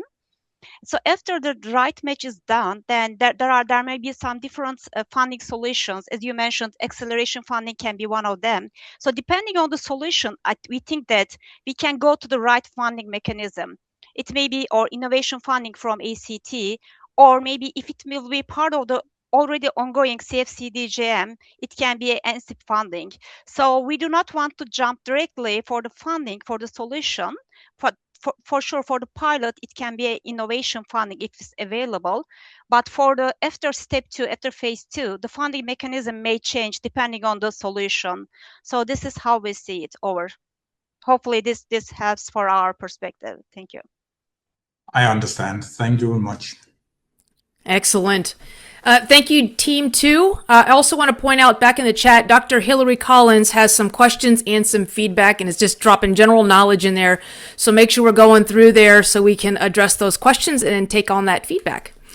Our final presentation will be from Team 5, Jumanji, and the team name acronym is just a couple letters away from a very bold name choice, considering that the last time someone played Jumanji, a guy got swallowed by a rhino stampede. But Team Jumanji tackled the problem of building better decision makers to operate in the fast-paced threat environment of today, and their team was coached by Jesper Bilgro and Hugh Blethen. Jumanji, the screen is yours. Perfect. Thank you so very much. I will just start out by thanking you all for being here during our presentation. And my name is Johanna. I'll walk you through the learning journey of Project Mercury's Team 5, codenamed Jumanji, before we take a look at our pitch and our product. So our group consisted of Mimi from NATO D2IA, Nelle from the Dutch MOD, Nena from NATO JTech, myself from the Danish MOD, Ilya from NATO JTech, and Jacobo from NATO Naples. Of course, with our coaches Hugh and Jesper as just introduced. So shortly after the jumpstart in Berlin, Jacobo was unfortunately unable to stay with the program. We continued our learning journey in Berlin, learning to work and communicate as a team. The pressure was on, with both adjusting to a new mindset and, of course, continuously completing the tasks set before us. Our creative sides quickly showed up when it came to the play-based exercises. Lego Serious Play was not only an eye-opener for us, but it was integrated as a mindset of playfulness in our team culture. We, of course, needed to understand the problem set before us. And one of the biggest highlights was spending enough time in the discovery phase to actually know if the problem was the correct one. Starting focus was based on changing traditional decision-making in NATO, and going from such a wide scope meant we had to narrow down and focus our effort. Even though we focused on decision-making as a theme, we often struggled with finding the one problem to solve for one person. Some of us struggled with understanding NATO organization. So through interviews and research, we pieced together a broader picture and tried to navigate uncertainty. It didn't come easy to us, but it was encouraged by our coaches, and we continued doing shots on goal and pushed the idea of a new way of training decision-making in a playful way. So it was at a time later than we would have preferred that we finally narrowed down our scope to counter-drone training. Mimi was in a position to tell us about how much people struggled with getting this right, and Ilya, being from Ukraine, highlighted the importance of the discipline. Finally, having a much clearer goal, we reached out to previous and new informants to get more information on counter-drone training specifically. Getting it right meant getting the right feedback to create a prototype that would easily show the potential of the project. We know that the statement, "the real reward was who they became," is a bit dramatic, but it's a learning journey, and that's a mindset transformation. So, in the end, we got to Skywatch, a serious play game that might look like what some of you or your kids would play. It's an actual training platform that needs fine-tuning, but has already shown its potential to several decision makers. And yes, while the course ends, the journey continues, bringing the new mindset back to our own organizations, not only to use it, but to spread it by showing how it achieves results. So yes, we have chosen Jumanji as the name, but we also thank you for playing in the Project Mercury and the innovation game.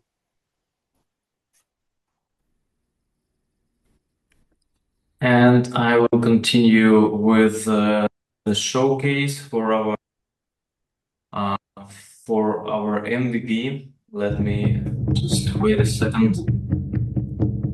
Especially since Nilla will take over, and then you go, Ilya.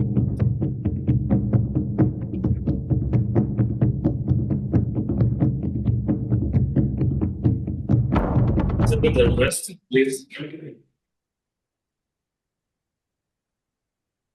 Do you have any more, Team 5? Yeah, I don't want to cut you off. Yes. Definitely. I We sent do. a request to show you Ilya, the tool itself. Ilya, just to clear it up, we'll jump to how to say? We'll jump to Nilla now, and then you'll go. Okay.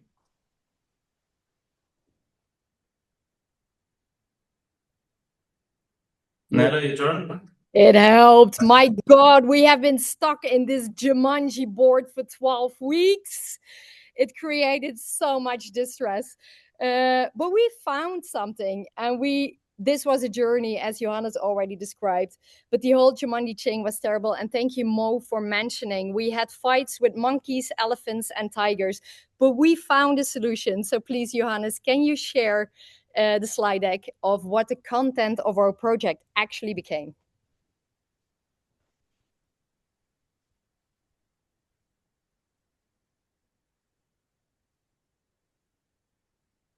I am sharing. Is it not showing? No, we can't. No, we can't see. Let's see if I can.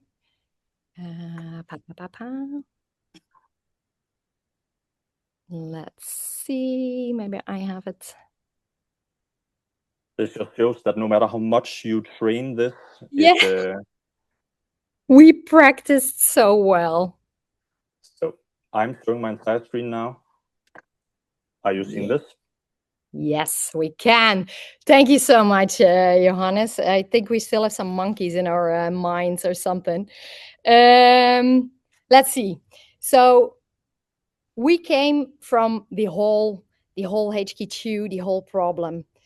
But we would like you to imagine something. Imagine a battalion commander facing the 5th mass drone attack of today. Not the first, not a scripted exercise, the 5th.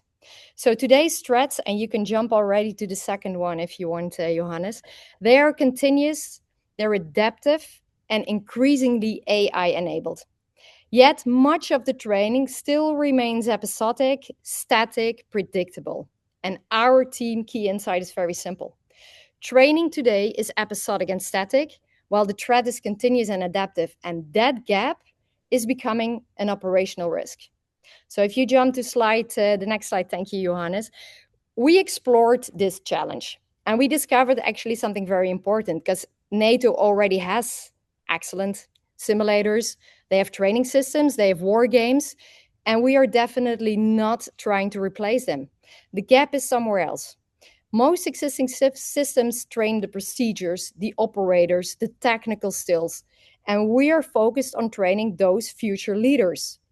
Leaders who must recognize patterns faster. They have to adapt under pressure, and they have to make decisions under a very high cognitive overload. So we are not building another simulator, we are building better decision makers. So if we go to the next one, our hypothesis is simple. Repeated exposure to adaptive complexity creates adaptive leaders. So the environment starts with a manageable challenge. Then it introduces more information, an adaptive adversary, competing priorities, and eventually realistic operational complexity. The leader grows because the environment demands it. And the important part is that this is not just the concept. We already have a working demonstrator, and it's called Skywatch. Ilya, our colleague, he was already very excited to show it, but he has his chance in a few seconds, and he will show you. So if we go to the next slide, our first shot on goal was, we are not trying to transform the NATO training overnight. We just want to answer the question, can this approach measurably improve the decision-making? And the future challenge is not technological superiority, it's cognitive superiority. So the site that learns faster, that trains faster, adapts faster, and decides faster, it will increasingly hold the advantage. And that is why we are not asking for a program, we're not asking for a budget, we're asking for access, validation, a sponsorship to test whether this approach can help and create the fast thinker that we think NATO needs. So we've talked about the problem, the gap, or huge journey and discovery throughout the whole Jumanji journey, and we have a solution. But rather than just describing it, we'd like to show it. And Ilya, now is your moment. Give us a brief demonstration of Skywatch, please. Yes, I will do it right now. Just wait a second. I hope you will see the screen right now. Yes, no? Can you see? We do. Yeah, that's great. So I also put one thing, that because of future officers and the generations after them, won't think in paper maps and screens and the way we are doing now, but the clock won't change, and when an attack comes, the commander has only minutes to decide. So the simpler and more natural the tool feels, the better the chance he reacts correctly, even without stopping to reason why. The right move gets into his memory through play, like muscle memory, and that is actually the whole idea. So here's what actually is. Skywatch is an online tool. We will share the link into the chat. That runs on the map in your browser. You place your defense, radars, gun systems, short and long range missiles, each showing its real range as a ring. You set up the attack, what is coming. I will just change the screens right now. Yeah. So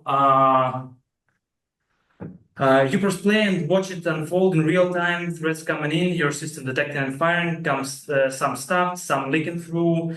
And the first, we have a demo mode. It was just the ask from our sponsor how to present it on the strategic level, let's say. It's a simple scenario. You have just brief, and you have a very simple scenario here, and you are trying to protect your assets in the city. You can choose a time and deploy and start the game. The second mode we have here, and in which we are trying to solve actually problem for the battalion and brigade commanders, is a brigade in a defense posture. Here you have a limited assets, and you need to choose what actually your AD assets will try to strike. There is 3 modes within this mode. We have an instructor mode, and you can just insert threats directly. Let's say it can be any type of cruise missiles, and this is also showing you the possibility of multiplayer mode that we are currently working on. And the third mode, and I think it's one of the base one, is a modeling mode, and this is the heart of it, because over this we put On this mode, we put the math and physics, and it becomes like closer to the modeling that people are doing right now on the battlefield. Because I'm Ukrainian, I have Ukrainian connection, and I have with whom this I can discuss. I know the people. We created this. This is where all the physics lives. There's a deeper sub mode inside it where you draw each missile flight path and by hand, point by point, and set its attitude at every point. And because altitude decides whether a radar can see it, you can test exactly that. Fly a road low and it slips through. Fly the same road higher and your radar catches it. This is the model you use to think defense through and to brief it. We can simply run the Monte Carlo scenario here. We can speed it up so you can see 600 speed how the heads looks and how they are intercepted. At the end, you will see the operational simulation final report when you can compare defense spans, and you can compare what exactly you will spend if you will use this amount of missiles and the assets and this amount of counter drones or even the miniguns. So this is our tool. This is our solution, how to train people through the games. And with this, I end my speech. Thank you. Well done. Bravo, Team 5. I think there are several World Cup teams that could use Skywatch. Speaking of which, thank you for your football shots on goal references, and to you from Team 2, Philip, also. These are all excellent presentations. I appreciate that. General Voss, we're going to hand it over to you to fire off the first question for this team. Thank you, Mo, and thank you to the team. Congratulations, despite you had a little bit of issues during it. It's fine. I think it was quite convincing. We established a wargaming section here at SHAPE a few years ago now, and I was explained by the section head that you can learn about warfare in two ways. You can learn from war history, or you can learn from war gaming. And I think what you have presented here belongs to the war gaming part of it. So that's all good. I do have a few questions that I would like to ask. One, how do you ensure that what you are doing in the war game is actually reflecting the reality, so that the learning points become realistic? So that's one thing. How do you incorporate, or how do you take into consideration the different cultures within the NATO alliance? As you know, 32 different nations, and actually 32 different cultures, 32 different considerations on what is operational, what is tactical, what is strategic. And the other thing, the third one, what is it specifically it takes in your mind? What is it specifically it takes to go to implement this system broadly in the NATO alliance? Thank you. Thank you for the question, Peter. Before I begin heading off a few of these questions to answer with some of my teammates, I think I'll actually jump specifically on number 3 first, because I think what we need is finalizing the product and then blasting it out communication-wise. It needs to be signed off by someone, either specifically in the teams where it needs to be used and trained for full effect, and otherwise to be sanctioned by someone higher up that can push it out. There are several movement or pathways to get this done, but I think that communication about its existence once it's finalized or being developed enough is quite important. For number 1, how to ensure that the war game reflects reality, I think we'll hand it over to Ilya again. Yep, I will get it. So how we are ensuring the game reflects reality is 3 ways. First, the model is built on physics and math, not a guesswork. So in this exact model, we use mostly open data, let's say, to assess the technical parameters of each system. We also have on our, when you will check the link, we also have the let's say library of the assets, and the idea is that you can create your own asset and put all technical parameters here, so that allows you to also run this asset on the maps. So the radars horizon from the curvature of the Earth, turn radius from the speed, real course. So those are laws, and it's not just opinions. Second one is transparent and reproducible. Every coefficient is written down in a methodology document we have. So I just put a free place for the scientists guys, and I discussed with one team who is doing the exact same modeling in Kiev. They told me this is very close. They cannot show the coefficients for me, you know, but they just love that they've done it for a really long period of time, and they will be happy to host and run the show in Kiev to test it. So we will validate it in the future. Third and most important is living model with direct feedback from the field. And the real engagement data as new interceptors versus coming. I just updating the numbers, so the simulator tracks reality instead of like drifting from it. And I'll be honest, the absolute numbers are still illustrative.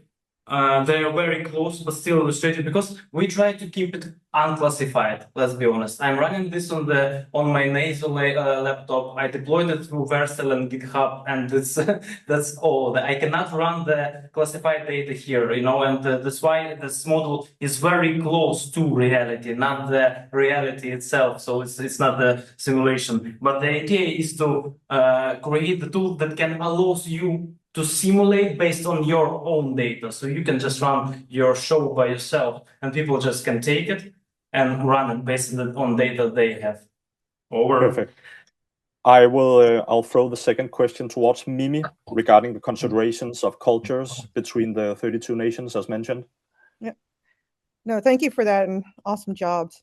So how are we incorporating different cultures? Well, the vision is you can play as a multiplayer mode, so that you can exercise through the decision making through the TTPs multiple times.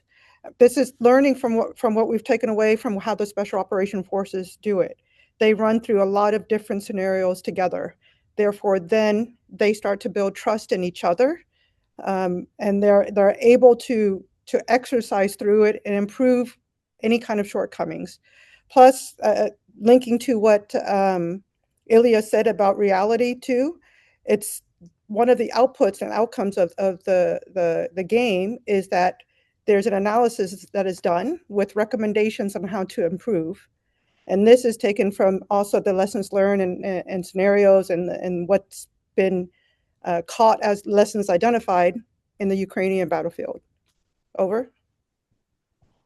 Thank you for that.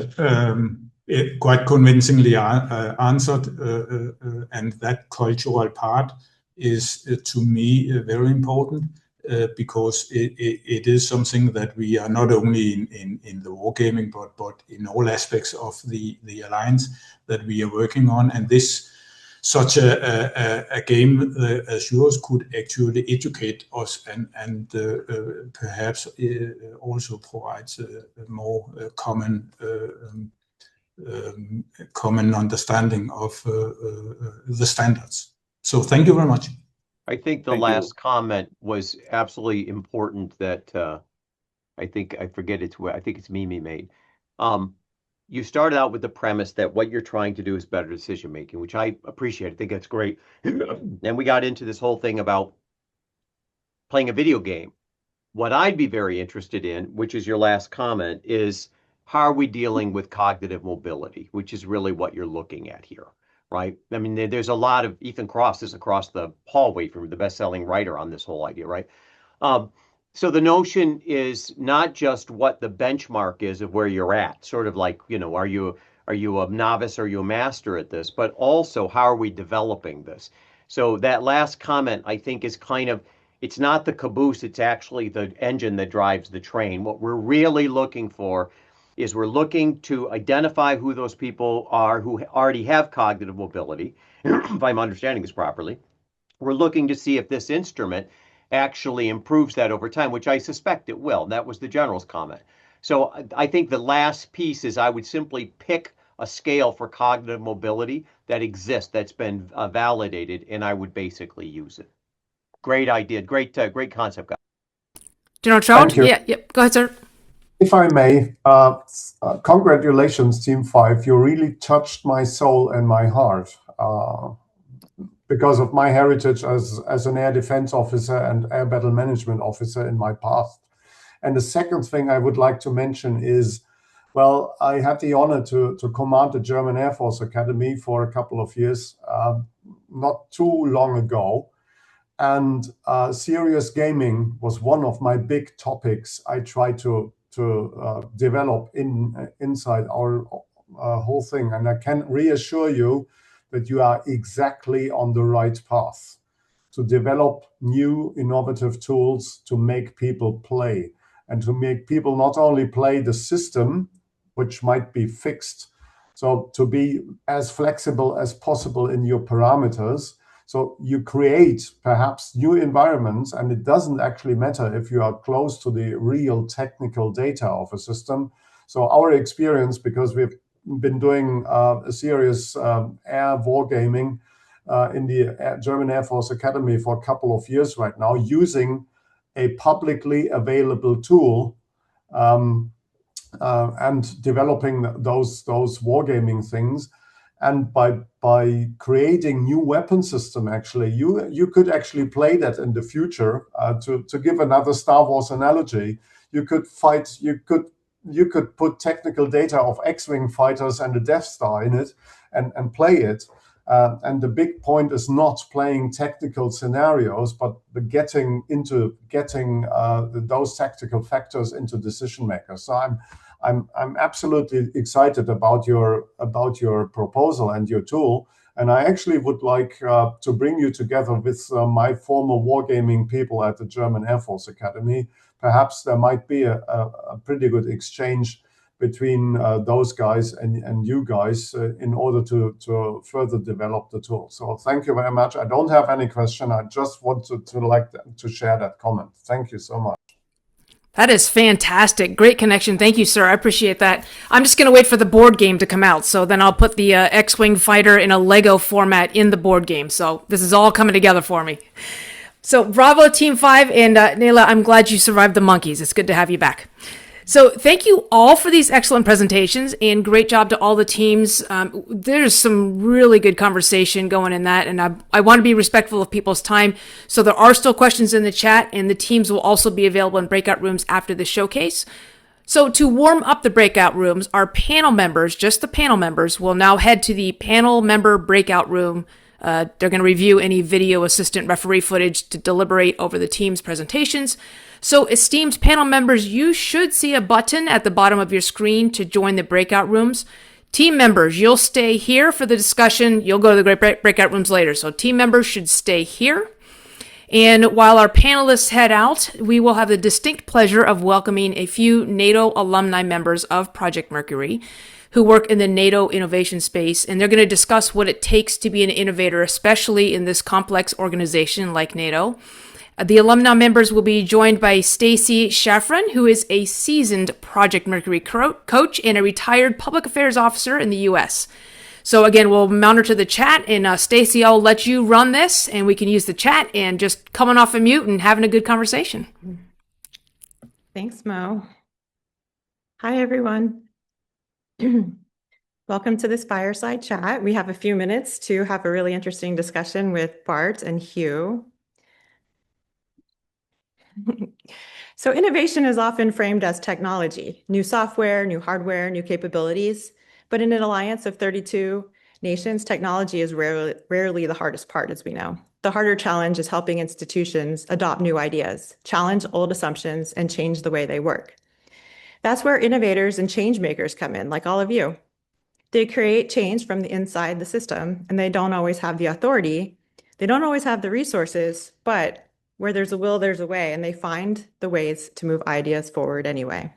Today, we'll explore what makes an effective change maker, what gets in their way, and what it really takes to drive innovation inside a complex organization like NATO. I'll be your moderator today. My name is Stacy. I served 24 years in the Air Force as a public affairs officer. I retired last year, and now I'm supporting U.S. Space Force's space at Vandenberg Space Force Base in California. Let's introduce our panel members. Hugh and Bart, over to you. Let us know who you are and what are you working on nowadays?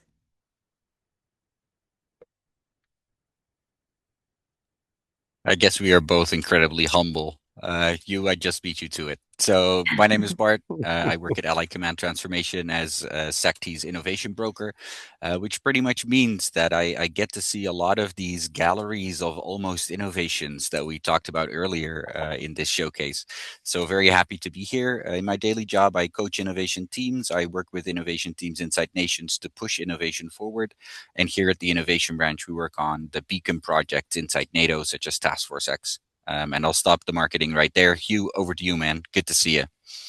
Likewise, Bart.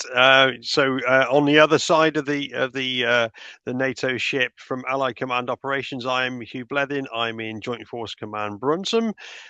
Also, as you can see, part of the Jumanji Massive, and I've just kicked out the monkeys from the room so I can hear myself thick because they're very, very excited after their pitch. So my role here at JFC Brunsum as the innovation lead is I work a lot in shaping the requirements. So to Bart's point, we're very much feeding the engine at the other end, and we do a lot of work with Diana as well, and also, as you've seen from my colleagues at JSCPS, a lot of work with Task Force Maven and Palantir as well. So a lot happening at this end to really accelerate things and get tangible solutions into the hands of the warfighters. Thank you for that. All right, gentlemen, we're going to talk about what makes a change maker. So let's start with the person rather than the project. When you think about the most effective innovators and change makers that you've worked with, what traits consistently show up? And what separates them from the people who simply have the good ideas? Open to both of you. I'll jump in and try and beat Bart this time. I think, and I sort of look at it, and Bart, you're probably the same. Answering this question not just from this NATO experience, but also wider innovation that we've both got. I think those people who really make change happen.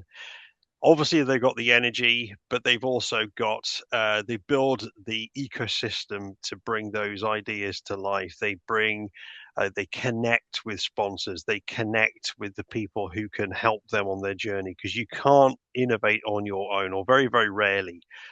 You've got to find someone with the resources. You've got to find someone with the time. You've got to find the people who can help you own the risk of driving whatever it is through to adoption there, because innovation is fraught with risk. And is one of my favorite things in this defense world is us being having a good appetite for risk, and almost adopting a warfighting mentality now in terms of risk appetite rather than a peacetime one. So that's my opening thought on that one.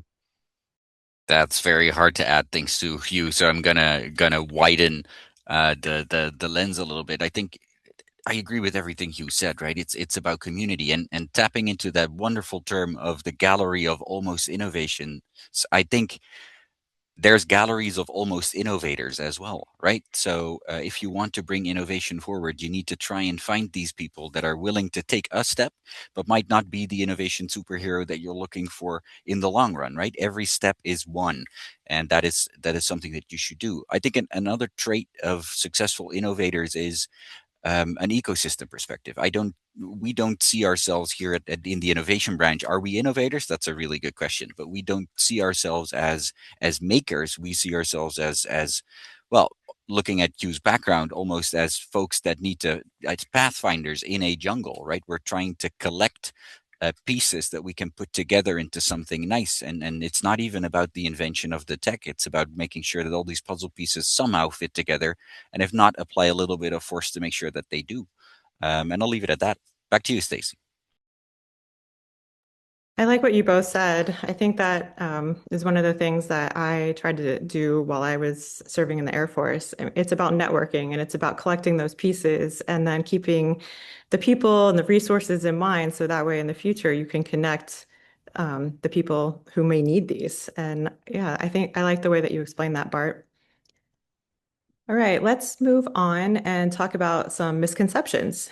So Bart, we'll start with you first.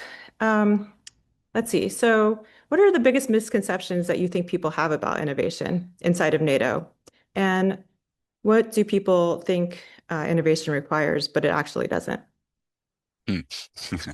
I could talk about this stuff for hours, but I think one of the biggest misconceptions is incredibly two-faced. So innovation in itself as a goal is a very weird thing to strive towards, right? If we're looking at what the goal of innovation is, it's about solving problems. It's about addressing capability gaps, if we want to make it specific for our organization. It's fulfilling capability targets in new ways, tapping into untapped industry potential. You can make that very specific. But innovation for the sake of innovation, in my perspective, is a very odd thing to strive towards. And that's where the misconception comes from. Sometimes we find people who feel that they need to innovate because they need to innovate instead of solving problems. And that is a waste of time and resources. Another misconception based on the same sort of assumption is that some people think that innovation should be able to solve all problems or make problems go away in ways that they want. Jeff talked about AI, not making things simpler, but usually making things more complicated. And that reminds me of a slogan of Ethan. Some of you might know him, right? If it's not worth doing, it's not worth doing with AI. And that's a really, really nice litmus test for yourself to think about if you're going into an innovation project, or if you find yourself spearheading an innovation effort. Was the original process worth doing? And what is my innovative contribution to that process? Am I just doing the same things differently for the sake of change, or am I actually achieving something different? Over.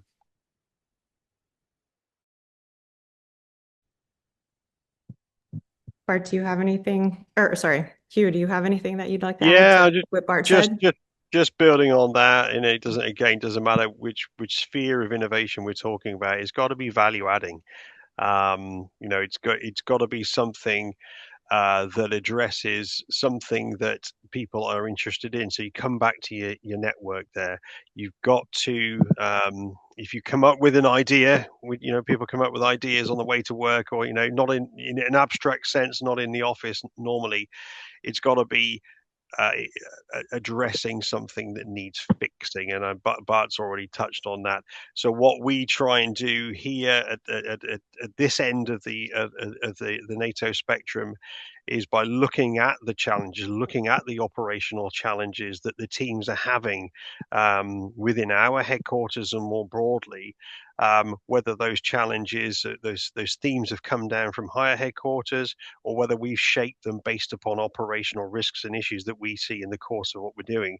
We then launch those challenges and pull in ideas which generate the innovations there.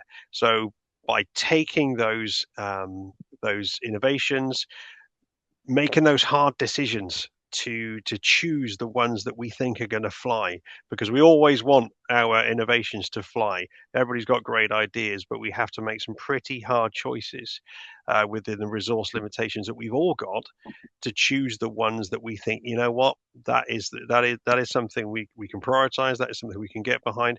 That's something we can scale as well to achieve a wider effect. And scaling is something, innovation wise, that we need to get behind if we're to achieve the kind of transformational objectives not only NATO want to do by 2030, but nations as well. So it's all about value, it's all about scale, and it's all about relevance.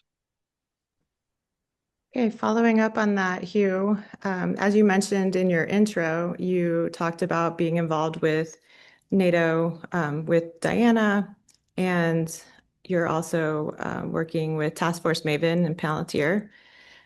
Could you share, looking behind the scenes, where did a change maker actually have to step up? And was there a moment someone inside that system had to challenge convention and push through the resistance? Do you have some real examples? Yeah, so I mean, it's great timing this week in Paris alongside Yura Satori. We had the end of phase 1 for the 2026 Diana cohort, which is where the 150 companies who were chosen for that cohort sang for their supper and presented their final pitches, very much like today, but with real startups. Saying this is where we want some more funding. This is the value add to the Diana challenges that were issued last year. So I think we all, any of us have been involved in that, been quite privileged to see the journey that those guys have gone on, very, very similar to what all the teams here have gone on, that they were faced with a NATO problem. They had to somehow work out how to eat the elephant, and they sure did. And it was impressive this week down in Paris to see what had been developed. And in terms of the characteristics there, if we try and mirror that across to Mercury, they had to take risks. Yes, they had some funding from Diana, but they had to dive in, find their stakeholders, find those people who had the pain points there. And as much as those of us were involved with them to help them, they had to really think out of the box. They had to define the value and understand, of course, the NATO ecosystem that they were diving into. So an incredible journey with Diana. And if I link, as you asked, across to what we're doing with Task Force Maven with Palantir, of course. The great thing we've been able to do there is have a targeted challenge now. Brigadier General Vass, if he's still on the call, is of course very aware of that from the SHAPE end, where we've been able to not only take lower TRL companies now, but higher TRL companies with startups who are ready to go almost for adoption there, so we can add those to the Palantir stack and give that kind of value to the warfighter across Allied Command operations. So we're seeing a complete mix of innovators taking risks, learning, and offering value to the alliance through what they do. Thank you for that. I'm a little envious. That sounds pretty cool. All right, Bart, we're going to talk about the success trap. I've heard you talk about how success creates its own challenges before. Once innovation becomes institutionalized, it becomes a bit of a challenge itself. There's resistance to that. So why do you think the work is never really done? So I think because it's yeah, well, I think because it's impossible to keep momentum in an organization, because organizations, Jeff says it, and he said it on multiple occasions, right? Organizations love innovation, but they hate innovators. And keeping that momentum in an organization is incredibly difficult, because the reflex to success is to institutionalize and replicate. We also see that here at our headquarters, where one of our beacon projects went really well, Task Force X. I think I've talked about it during the jumpstart as well. But the reaction of the highest layer of management, but also just project managers, is this was great, let's do this again, turn this into a template and apply this to every problem that we know of. And that's where I think innovation fails, because it removes a lot of the flexibility that you've built into that process because you were doing something new. And the moment that turns into a habit, you lock in, you stay on the track, right? Because you're going to get criticized for not doing things the way you did in that very successful project that everybody knows about. And that's how success creates its own challenges. And that is a normal and a very deeply human process, right? We all want to do a good job. We all want to excel, to achieve success. And if we can, we've seen it in presentations here, if we can find an idea that already exists, that is great. You can build upon it. But institutionalizing an innovation process, apart from it being a wonderfully contradictory term, I think also directly negatively impacts success. That's also why during Project Mercury, we've seen how the different colors evolve, right? We've seen the graph and how you need to sort of reset at some point if you really want to do something new. Over. Great. Hugh, Bart, thank you both. We had a great discussion here about the traits of effective change makers, seen some examples of it in action. And most importantly, we heard that innovation isn't reserved for senior leaders. It starts when someone inside an organization, like each of us that are here, decides to challenge that status quo. So please, everyone, thank me in showing some appreciation for Hugh and Bart. And we're going to turn it back over to Mo in a moment. Thank you, Stacy. Thanks, Bob. Yeah, great conversation. I love that the reflex to success is to institutionalize the innovation process, which therefore decreases flexibility. There was this weird cyclical argument that was entertaining and very confusing, but that's a really good point. So thank you for bringing that up, Bart. Okay, I believe all of our esteemed panel members are back. There they are. Awesome. Thank you all for engaging in difficult deliberations. We are anxious to hear who have won which awards.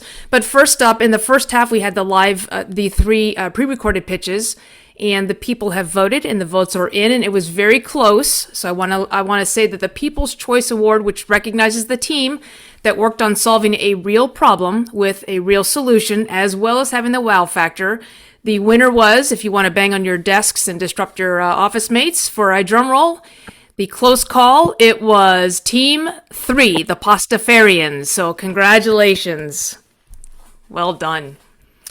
We also have 4 Prismatic Awards up for grabs for the team who most embodies the spirit of each category in the Innovation Genome or Competing Values Framework. Dr. Hilary Collins will present the SAGE Award, which represents the Innovation Genome Yellow Quadrant. And this award will go to the team that best exemplified collaboration, values, and a focus on doing the things that last. Dr. Collins, the screen is yours. Well, thanks very much. And thanks very much for the opportunity to do this and to listen to your project and to watch what you've done. So it's my honor actually to give the SAGE Award, the Yellow Award for Collaboration, and that is to the team Columbus, which I think is down as Team 1. From my perspective, you really highlighted the problem issue. You included an action research plan and you highlighted a gap that was existing. So a real project, something that could actually give change. And you worked, and I think I put this in the chat, you worked with your stakeholders. You didn't simply just go to the stakeholders for the answer. And for me, that made a huge difference. So well done, this team. Thank you so much, Dr. Collins, and congrats to Team Columbus. Next up, Dr. Jeff DeGraff will present the Artist Award, representing the Innovation Genome Green Quadrant. And this award goes to the team that best exemplified creation, novelty, and a focus on doing new things. Over to you, sir. Yeah, I really like Project Dory. I think that's, I forget which team number it is, but Project Dory, and what I really liked about it is you're sort of de-bureaucratizing the organization, which is how sort of Greens operate. And what I really liked about it is, you know, Greens travel in new lands all the time, and translation becomes the key. And what I really liked about the project was you're taking something that's a technical spec and you're cracking it back open into what was originally the strategic intent of this thing. What was the commander trying to do with this thing? So that you're not letting the bureaucracy pin you down. Viva la revolution, fighting back. Well done, Project Dory. Thank you. In between you saying something about how cults were started and now we've got a revolution, I'm a little bit concerned, but yes, thank you, sir. And congrats to, I believe that was the Sharks, right, with the Operation Dory. Next, we have General Voss, who will present the Engineer Award, which represents the Innovation Genome Red Quadrant. This award will go to the team that exemplified control, process systems, and a focus on doing things right every time. General Voss, over to you. Thank you very much. And it is an honor and a privilege to announce that Team 6, the InnoSharks, have honored the Red Prize. I really enjoyed your working with a real problem. You have improved the decision-making system internally in JC Brøndum. You have improved the use of Maven, a smart system, which is needed from all of us. And being one that has been involved in all this now for a number of years, it is a joy to see that also young officers, young people in Brøndum contribute to what the Alliance needs. So thank you very much.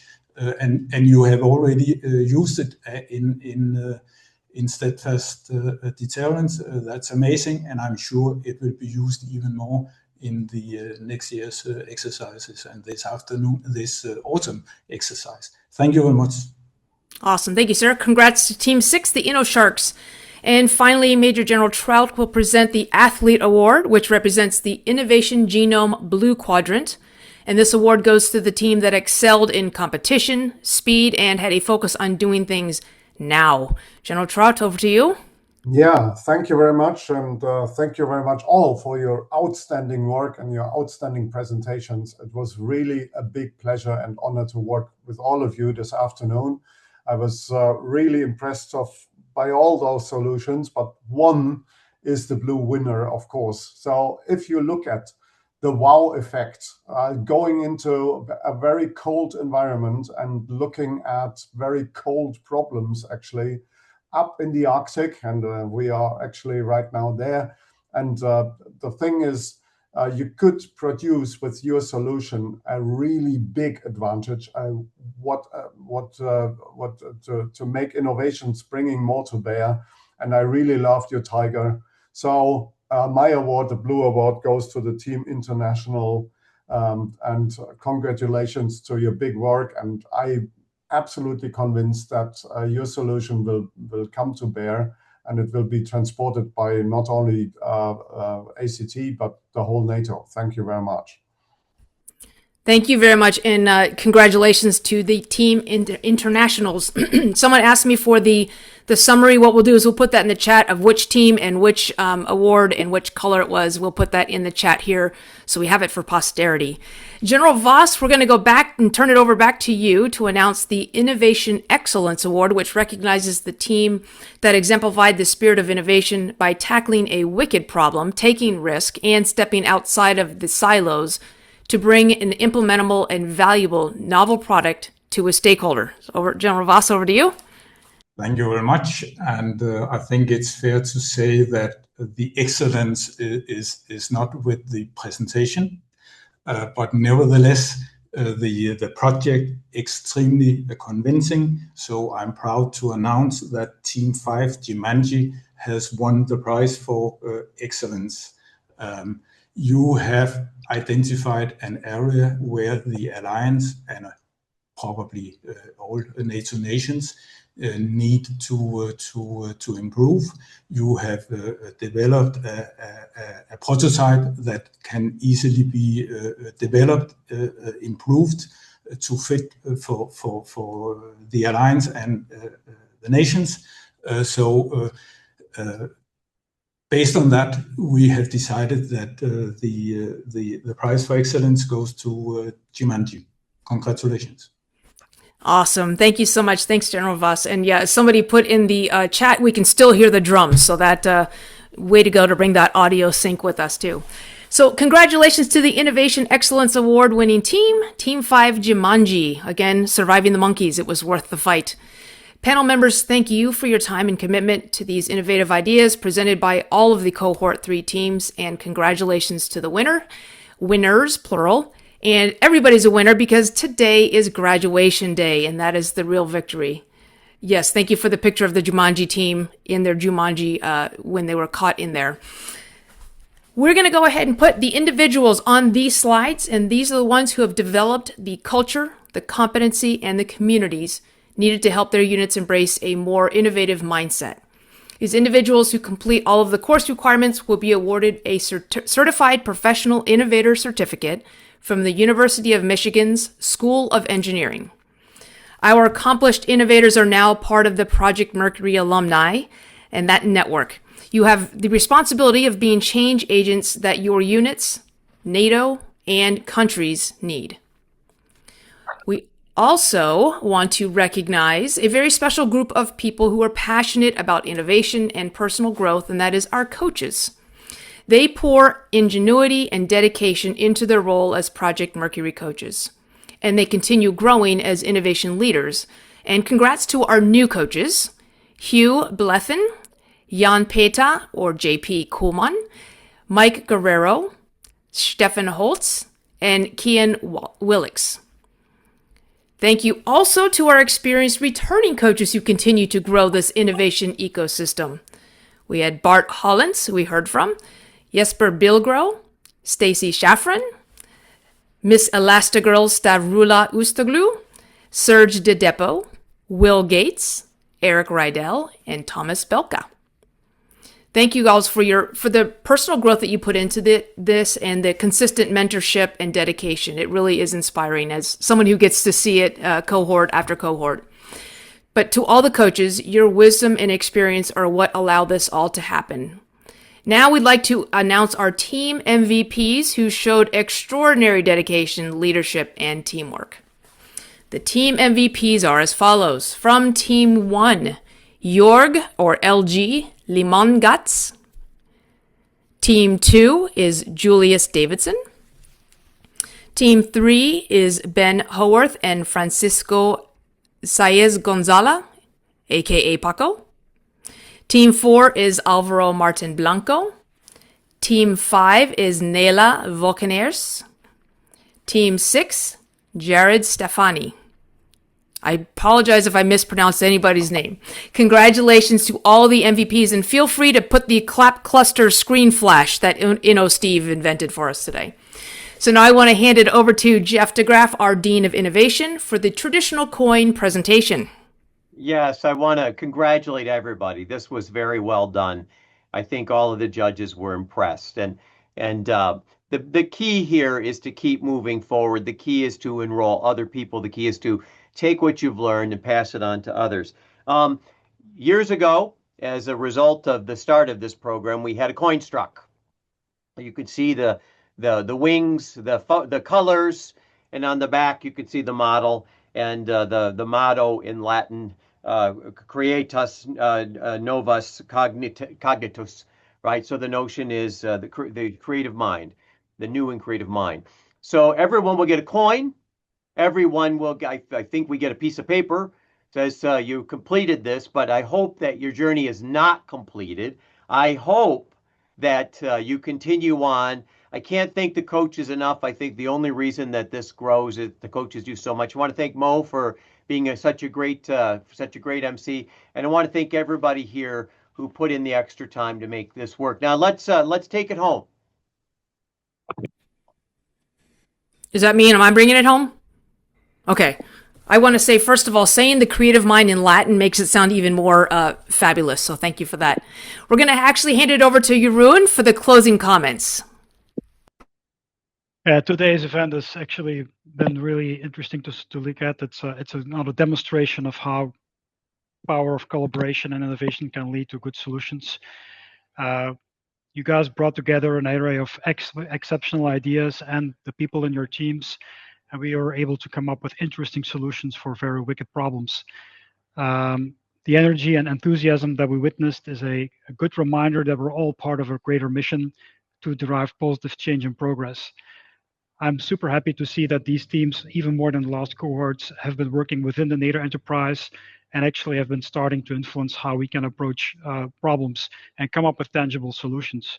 It's from our side, and this is me being selfish from ACT Innovation, we will definitely reach out to some teams to discuss how we can help you more with delivering these projects and delivering over the finish line, because it's not only about this, it's also actually about delivering. So let's look a bit in the future. We have a new cohort coming up next year, so spread the word. In March next year, we will do another cohort, a full cohort. I received word from my boss that there is an intent to actually even scale it up a little bit more, all within the Rapid Adoption Action Plan. And we're also working on organizing a workshop in NATO HQ in November for people. If you know anybody who works there, they will be very welcome to join.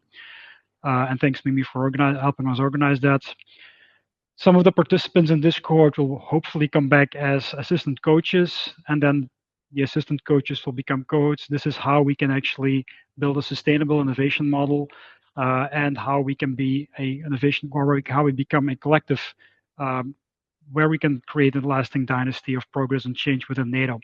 So thank you very much, everybody here, for your presence, your participation, the good energy in the chat. It was really nice. And of course, the work that you guys have done for the last long 12 weeks. So thank you very much. Thank you so much, Jeroen. I appreciate that. This was a great showcase. We've learned words like Mavenize. We have seen people fight victory over the monkeys. We've got the gallery of almost innovations. We've got Jeff DeGraff to tip his hat. And cold plunges and Lego are trending on all the social medias. So thank you for all of that and for everything you put into this and the energy. And this concludes our showcase. So thank you again to our esteemed panel members, the coaches, the students, and to you, their supporters. And a big thank you to the NATO Allied Command Transformation for sponsoring this third NATO cohort of Project Mercury and making all of this possible. And good luck to the German pilot program. It sounds like it's got some good trajectory, and perhaps there will be a Project Mercury Deutschland in the future. And I am available and I do travel. So coming soon will be the Project Mercury NATO headquarters workshop in 16 through 20 November, and that's open to other NATO entities. And there'll be a QR code that will be shown in a moment that will take you to that registration page. Ivy, I owed you a list of all the things. We'll get that in the chat. I did see your message. Cohort 4 will be kicking off in March, and we are going to open up breakout rooms now. The teams will head to their room, and anybody who wants to join them is to welcome. I really encourage you to go back through the chat. There are a lot of connections happening there and some emails that people want people to follow up with. That's what this is all about, is getting those connections and networks going and cold plunges started. We will leave the breakout rooms open for 30 minutes for informal Q&A, and then you can do like digital high fives and keep connecting. Panel members, you can select a team room to go to, or we can push you into any room you like. Thank you again. Keep those conversations going and keep on innovating. Woohoo!